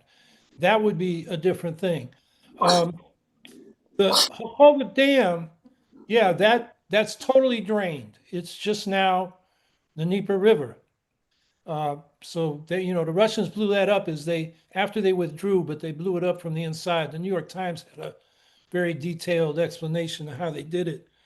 And the other thing is, Ukraine is committed to the EU's Green Deal, which is for decarbonizing everything by 2050. But they're not explicitly anti-nuclear. So, you know, nuclear reactors can be part of that 100% decarbonized energy. So that remains a controversial issue, particularly in Ukraine. I mean, the fact you got to face is that half their electric power now comes from their nukes. And they're going to need to use them even as they build out a new system for a while. So it's not like they can shut them down and replace them with anything else at this point. Right. Okay. Thank you. Thank you, Howie. Vina Colley? Vina, did you want to speak from Southern Ohio? Harvey, Mina needs to unmute. I've muted her. Yeah, we got her. We got her. Thank you, Milo. Vina Colley? Yes, I'm listening to about the reactors in the Ukraine, and my heart goes out to them.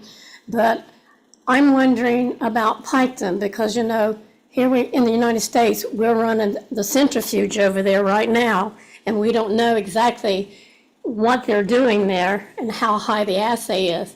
But Trump this week gave us $1 million to hire 300 people for 3 modular reactors to be on Piketon site. And we know that it's not any cleaner. For 70 years, we've had reactors here, reprocessing reactor fuel. And now they want us to do it on a smaller scale and calling it clean energy. And it makes the same waste as the large reactors did. The same waste where we reprocess transuranic waste here at Piketon. And now they want to put, and we have no clean water under that site. Piketon will never be able to have drinking water for their employees because the water's all contaminated there.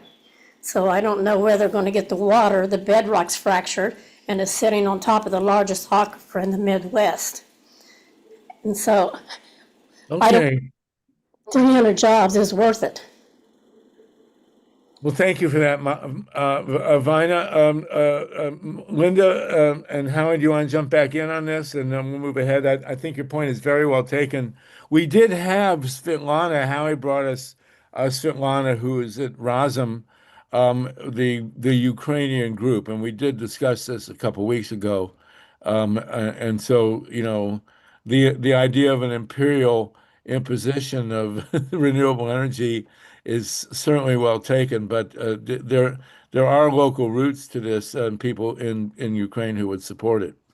And it makes complete sense, obviously. I mean, as I listened to you, I thought, well, this is obviously what makes complete sense everywhere. You know, we should tell ourselves and every other country what they should be doing. I mean, I think what's going on with the Trump, you know, issued these 5 executive orders on May 23rd, 4 of which was specifically about nuclear, and the other was restoring gold standard science, because we know how he loves everything gold, and you know, which was basically about removing anything that smacks of sound science from absolutely anything related to the federal government.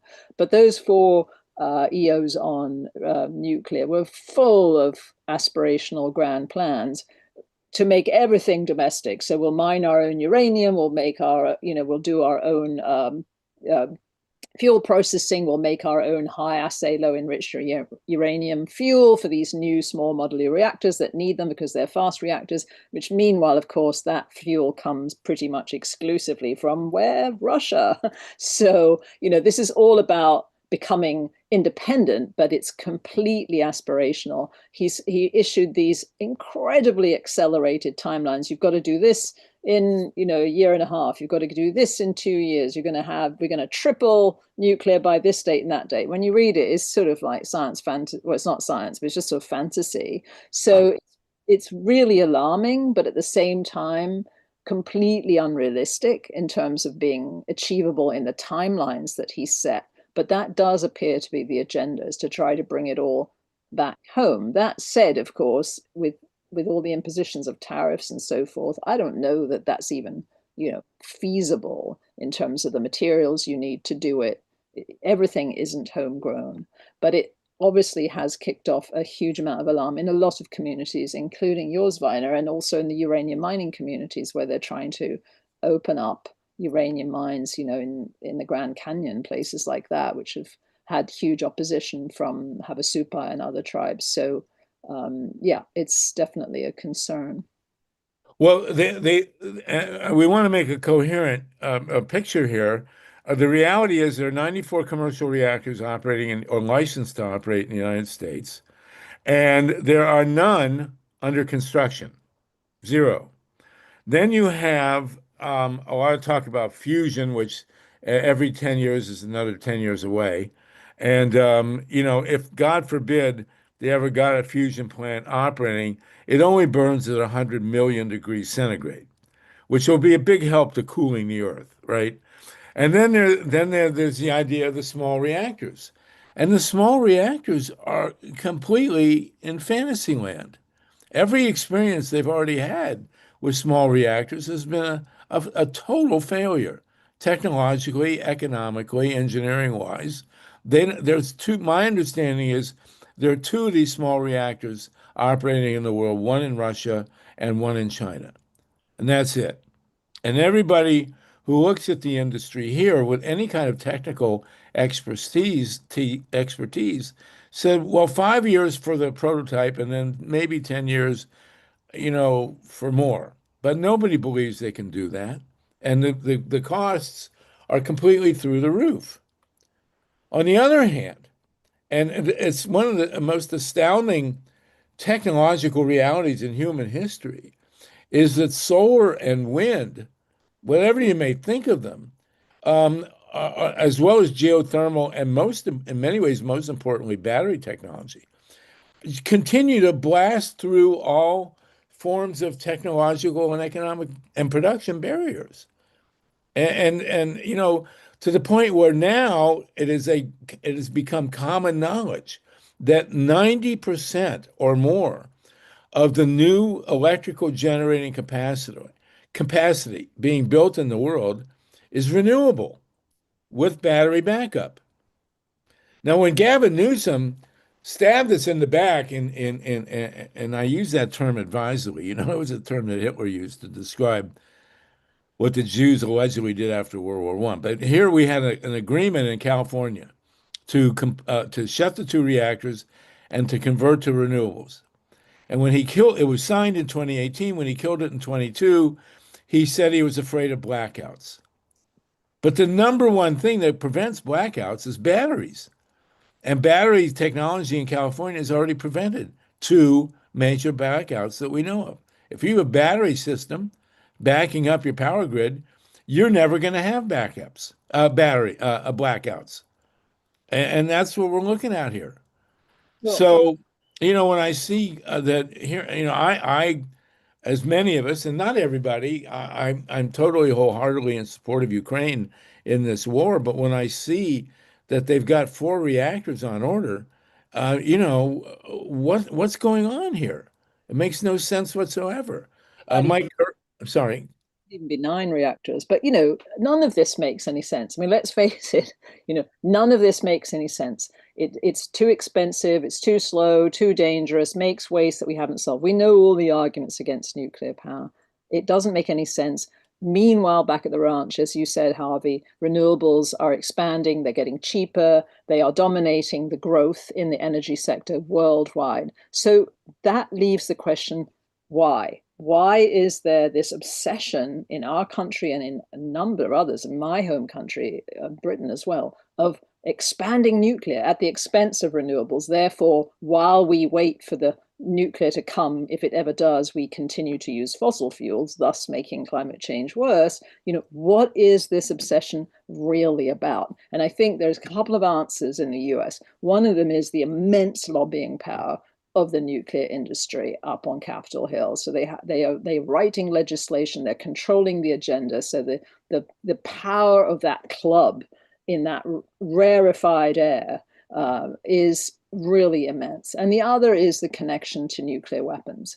And even though, you know, you can't make a nuclear weapon from a traditional nuclear power plant, there is this kind of association with having anything nuclear, and you're sort of, I call it the children's table in the nuclear club. If you're not a nuclear armed state, but you're a nuclear powered state, you're sort of next in line. You could, I mean, that's what the whole excitement is about Iran, right? Are they or aren't they actually transitioning to nuclear weapons? Because the rest of the reasons are nonsensical. If you had half a brain, you could do simple math, and you're the president of any country, you would not choose nuclear over renewables. You know, it makes no sense for anything other than these other sinister agendas. I mean, I can't think of any other explanations. Makes no sense whatsoever. I think the one word that describes the billionaires' reason for going with nuclear, pushing nuclear, is inventory, because you have all these, you know, hugely wealthy oligarchs who have investments in coal, oil, and gas. Not to mention some in nuclear, but coal, and so they know that that nuclear is a diversion because it sounds advanced, it sounds high tech still after all these years somehow, but it diverts all the money that would be going into renewables. And you know, and nuclear somehow sounds smart and techno and you know, futuristic, when in fact it's an obsolete dinosaur that's completely failed. It is the most expensive technological failure in human history, for God's sakes. But these guys still have coal, oil, and gas to sell, and they want to divert all the money, all the smart money, into nuclear. That's the only thing I can figure at this point in time. Having been in the clothing industry and having struggled with inventory, that's what pops into my mind. Sorry. Mike Hirsch, did you want to jump in on this, please? And then we'll go back to Tatanka. Mike? Or maybe you don't. You had a hand there. You don't. So, but we want to link this. The other piece of the puzzle, and we're almost to the end here. We got about 8 more minutes on this segment. Is AI. Now they're using artificial intelligence to explain building small reactors, claiming that these data centers require massive amounts of power. Now, one thing that doesn't take much to set me off, I'm seeing these pictures of these giant data centers, right? These big, flat, one-story buildings. None of them have solar panels on the roof. Now, if AI is so damn smart, why can't AI figure out how to power these data centers?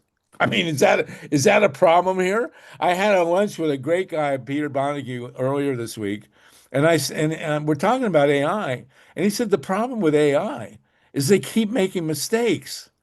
You can't count on AI. And the other problem with AI, of course, is does not have a human agenda. It's HAL in 2001. HAL doesn't care about human beings. AI doesn't care about breathing on the earth. AI cares about one thing, which is electricity. Now, and so they don't care if it's renewable or nuclear because AI is going to go one way or the other, right?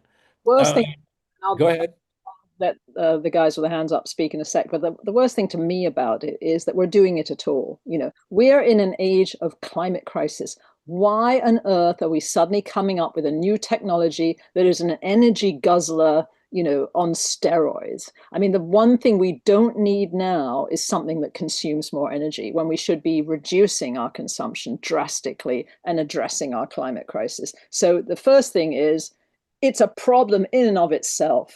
And then you can get into the argument, why the heck would you use nuclear to power it? But we shouldn't be doing it. I mean, we don't need it. It's a luxury that we want to play with because it makes life easier for those of us in the Western world who have access to do this. But there are people struggling and starving and who don't have clean water around the world. We should not be making climate change worse by introducing energy guzzlers of this scale at all. And I'll shut up now, but I just wanted to say. No, it was bad. But the problem is AI has become a consciousness of its own. And AI doesn't care about food, water, or air. It just cares about electricity. Now, you'd think that AI would figure out it'd be better off with renewables, right? But apparently that's not in the agenda at this point in time. Howie and then Tatanka. Yeah, getting back to the safety crisis at Zaporizhia, I had the opportunity to speak with the president and the information officer for the Atomic Workers Union in Ukraine last November. And one of the things they underscored, besides the disappeared members of their union that they were, trying to find out where they were from the Russians, was the fact that staffing, as I remember, had been reduced from about 4,000 people to 1,000. And the people they're hiring to replace the Ukrainians that used to work there are a lot of them unqualified people in the occupied territories who don't have the training for the jobs they're being assigned. So you got the staffing issue. And then you got the problem that Russia is using the Zaporizhia nuclear power plant site as a site from which to launch artillery rounds across the river into Ukraine. And of course, the Ukrainians don't want to fire back. They don't want to create a nuclear accident. Plus, they store a lot of military equipment there. So there's another safety issue. And then just to bring the nuclear and fossil issues together, Russia has 2 reactors that are now floating in the Arctic Sea to power industry and including oil and gas drilling and pipes in Siberia, with the goal of expanding that into the ocean where there's a lot of oil and gas under the Arctic Ocean. And they have up to 15 of those floating nukes planned, to power the oil and gas industry in the Arctic Ocean, which is, disaster, has disaster written all over it. Oh my God. And of course, the greatest conspiracy theory I heard lately, and by the way, we still have 60 people with us. Thank you so much, people, for sticking with us. This call has the longest attention span in the whole United States. But the greatest conspiracy theory I heard recently was that Exxon and all these other guys are burning like nuclear because it heats the planet. You know, the nuclear reactors operate at 300 degrees centigrade, and they're doing global warming consciously so that the ice will melt in the Arctic and they can drill more oil. I mean, holy God, that is a big one. So we're down to the last couple of minutes. Tatanka, you want to jump in briefly? And Steve Caruso, thanks again for engineering this, but we now have a full hour unit on this energy Yeah. stuff, which is mind-boggling. One comment on AI and then one on nuclear. So, and Linda talked about it. AI is simply a tool. AI does not think, garbage in, garbage out. AI does not know what it doesn't know, but AI is a very useful tool for the elite. Very useful. I mean, you go on Google now to ask for a definition of a word. It's an AI definition. I have to go down a ways to get the etymology of the word. It's more than what it serves as. Okay, if you're the elite and you want to unite people around a global fascist, single power source, single monetary source, single control economically, you need some kind, it would really help to have some kind of religion. There's no one world religion. In a way, AI is their religion. People believe in it now. People believe that, oh, it's smarter than me. It's going to tell me what to do. Kids have it write their papers. They don't, if they don't want to read, they write their papers, etc. So I think it serves that function of the new supreme being of the elite. You Okay. asked a question, Harvey, about big nukes are just a distraction. It can be a both and. They are a big distraction, and fissile material is needed. And this is a time of a mad money rush. Mentioned about you've got these lobbies of the petroleum industry, of the nuclear industry, and they all talk to one another. They have a particular period of time to establish a fascist government to get all the money out they can for whatever reason, whether it makes sense or not. It's a blank check time. So you have a lot of things going on that are both distractions, may have some reason for being in their mad rush of things, but also it's so much chaos because there's so much money sloshing around in those circles. But AI is a kind of a global tool now. I can see it. And with the young people that got educated 20 years ago in the public high schools about the beauty of small nuclear reactors, it went out to social studies teachers over a 10-year period. Those same young people that are in their 30s, 40s now, those are the same people that really are all 100% in on AI. I've But noticed that. It's only a couple dozen, it's a small sample, but they happen to go together. so we'll see. But the bottom line still is that 90% of the new energy generating capacity in the world today, and has been for a while, is renewable. I know.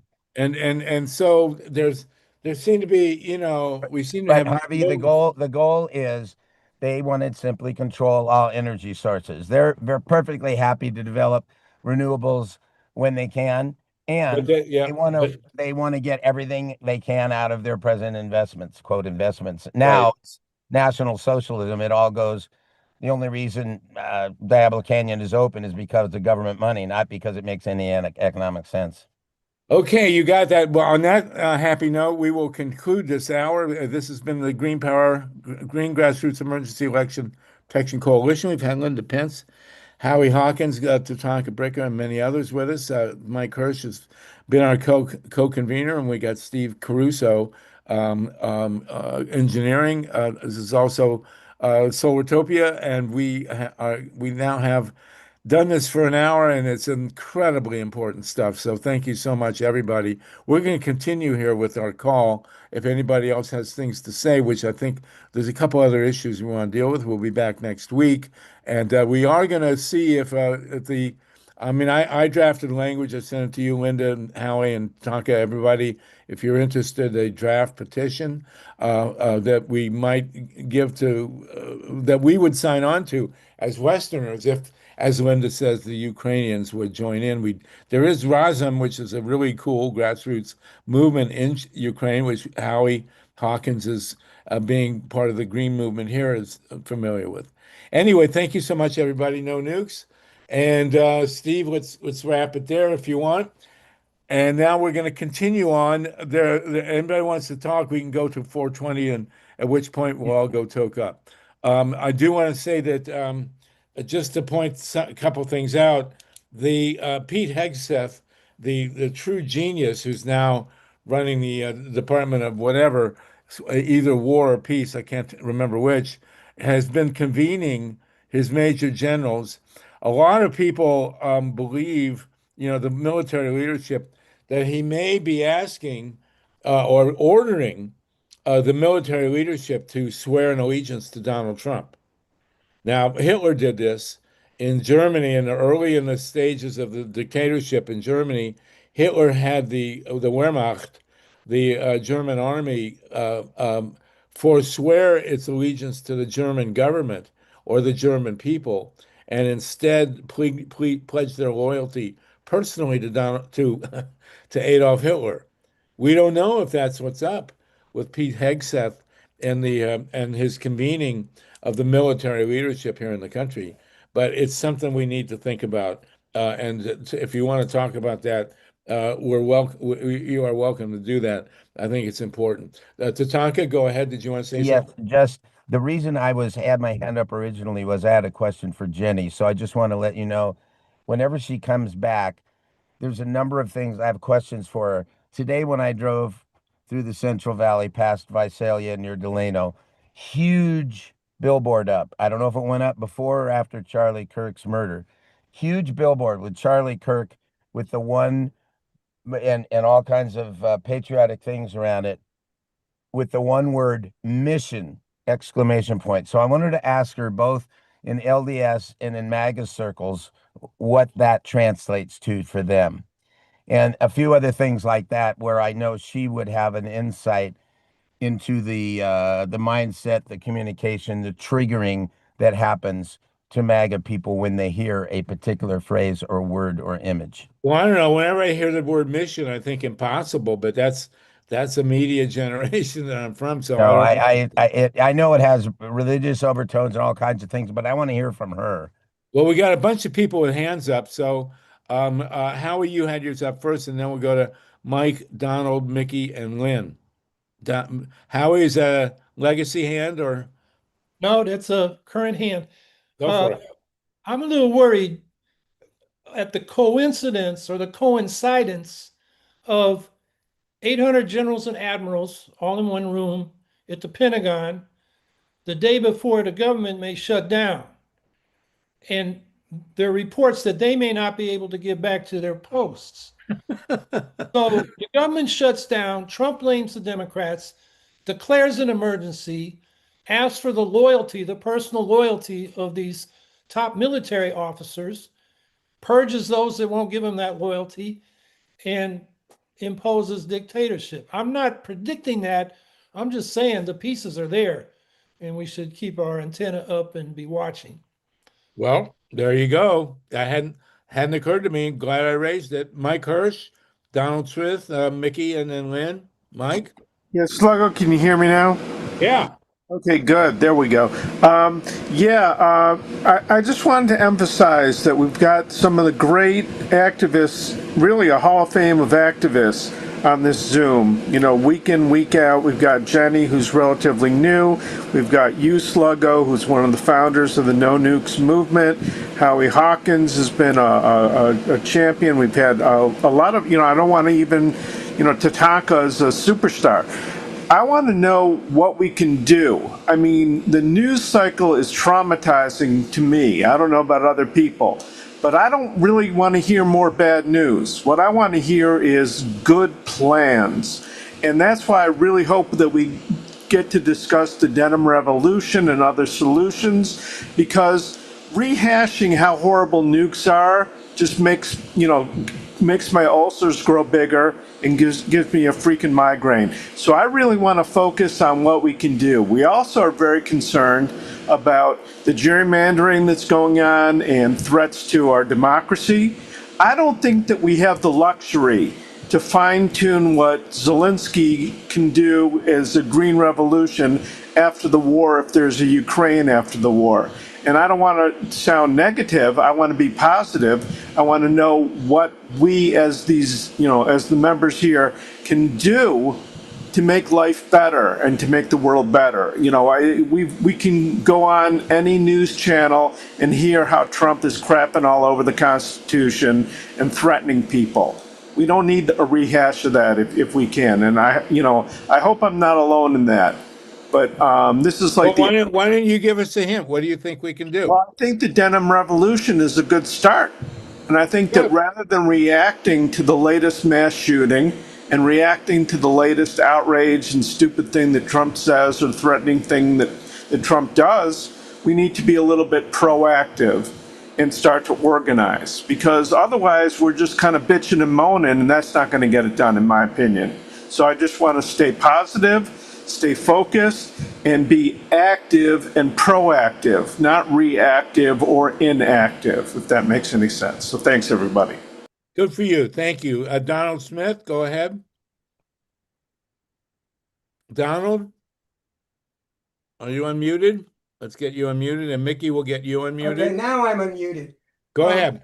Yeah, so comparing our situation to a place like Czechoslovakia or other countries where there's a grassroots revolution against an oppressive regime, as I pointed out in local chat, the big problem is that close to half, or maybe just a third, but a large number of our fellow citizens love Trump and support him. So it's not going to be as easy as it is in those countries. And if we go out and march, the Republicans are going to, the police are going to come after them and say, oh, they're terrorists, and they're going to smash some skulls and provoke. So I'm sorry to say, I don't have a solution for doing it, but anyway, I wanted to share. I made some songs, and I use AI all the time. In pro-fuck, Trump, the Republicans are against Antifa, which means they're pro-fa. So I made a song here of which I put in chat of Stephen Miller as a Nazi singing pro-fa. It's the Republicans as Nazis marching. It's a song like that. And then also this Pete Hegseth. This is what I think he's going to say in his speech to the generals and admirals. He's going to say some horrible things, and I made a video of that, and I said very clearly this is generated by AI because I don't want to get sued, because it's very real. The AI is very realistic in those video, in this video particularly. So you put the links in the chat? Yeah, I think those links should work. Yeah, well, I have a lot of other videos that I make. Most of them are anti-Trump, some are anti-war. I wish I could show them sometimes, but I can, if you give me 15 minutes. We don't do videos on these calls, but go ahead. Well, thank you, Donald. Put them in the chat, everybody. Please go see Donald's music and whatever on the chat. We appreciate it, Donald. Thank you.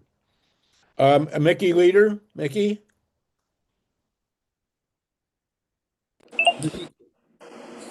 Let's get you unmuted. Yeah, I've asked her to unmute. There she goes. There we go. Don't do anything. We're going to have her unmute. Okay. Mickey, go ahead. Can you hear me? Yes, we can. Okay, I can unmute, but something got glitchy with my phone. Just go. Okay, so I'm going. I don't know where to start. Today, Amy Coney Barrett seems to be listening to Trump, and the House evidently wants to introduce a bill that Trump can run for a third term. And then, all of this stuff that's going on with the generals being called back to the Pentagon. Has anybody said, how the hell much is this costing?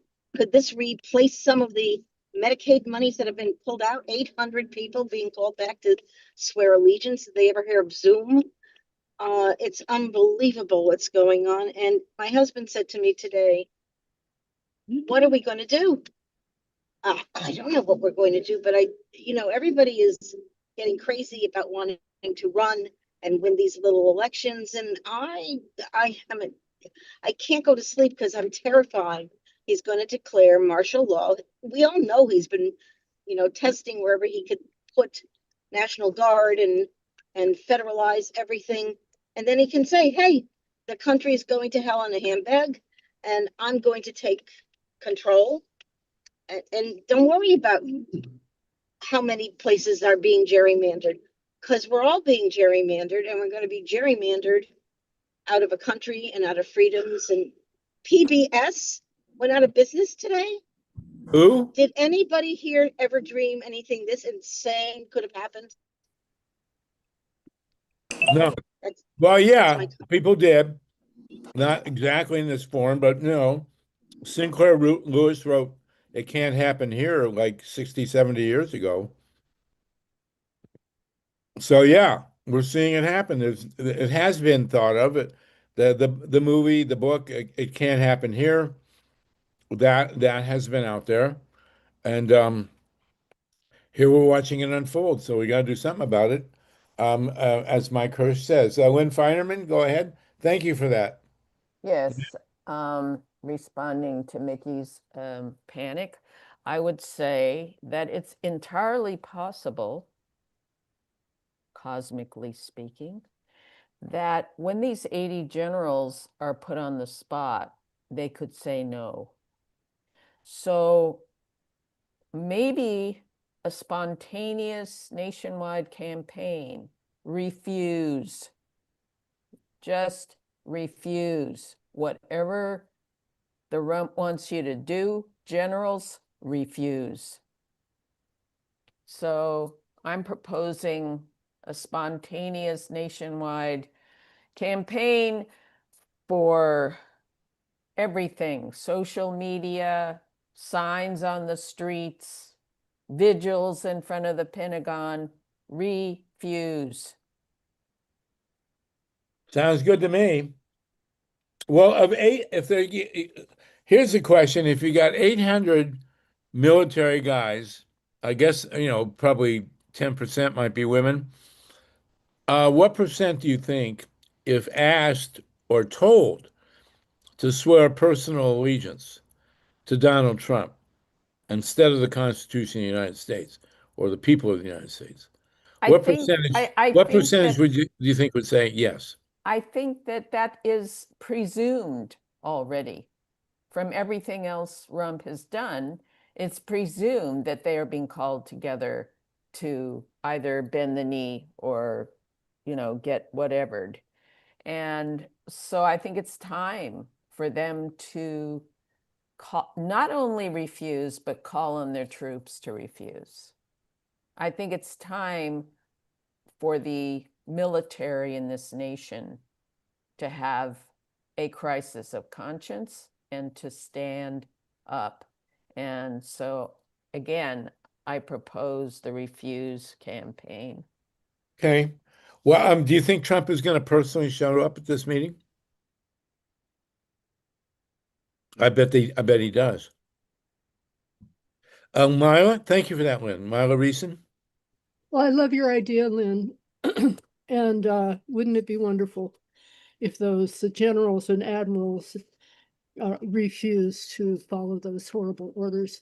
I raise my hand because I am wondering if Dr. Nancy, if you're still with us.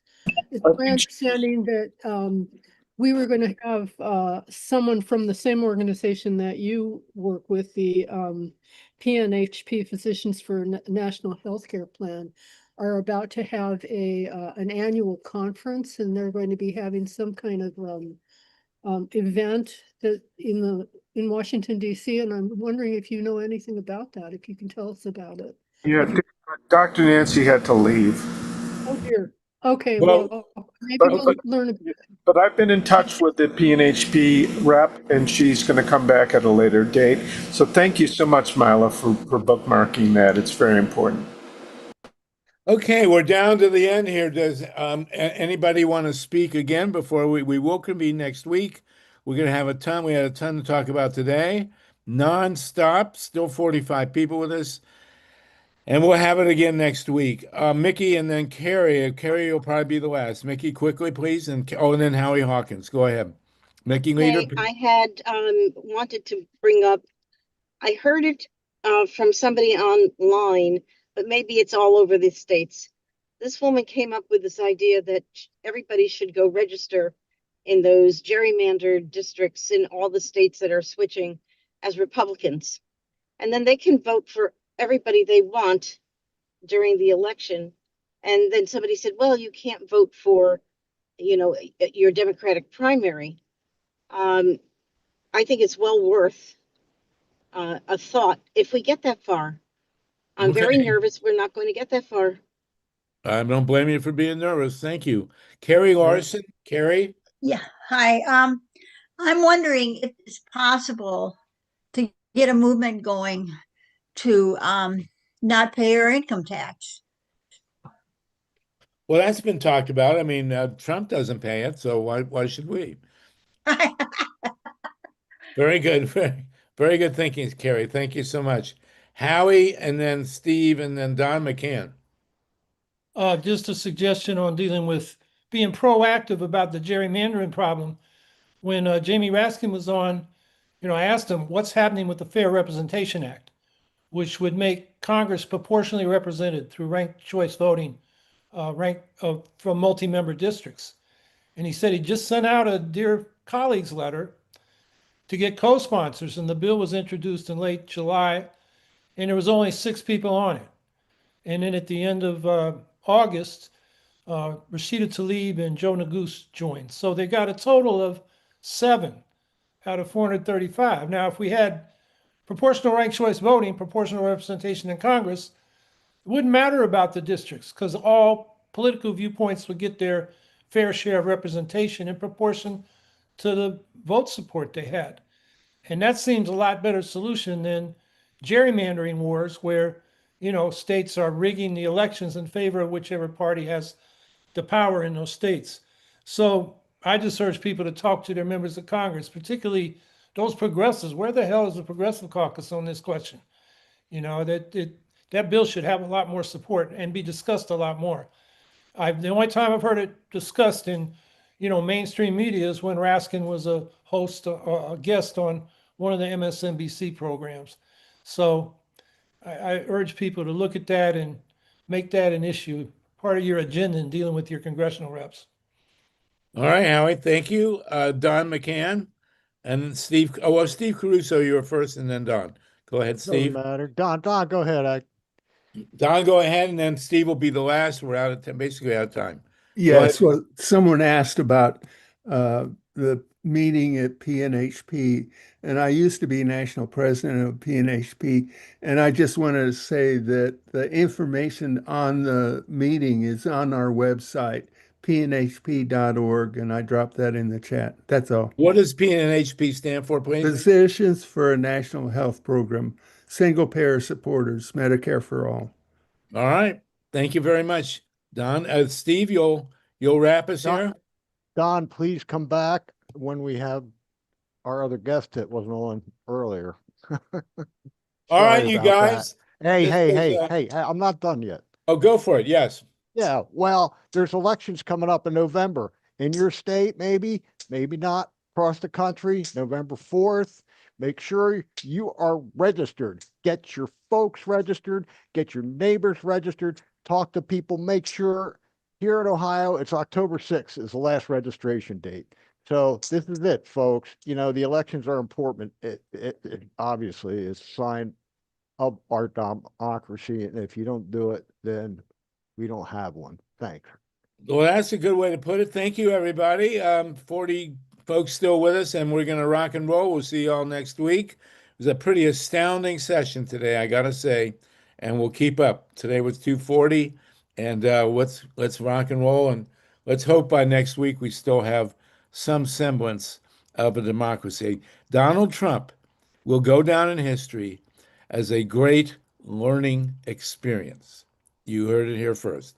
No nukes, everybody. No nukes. No kooks.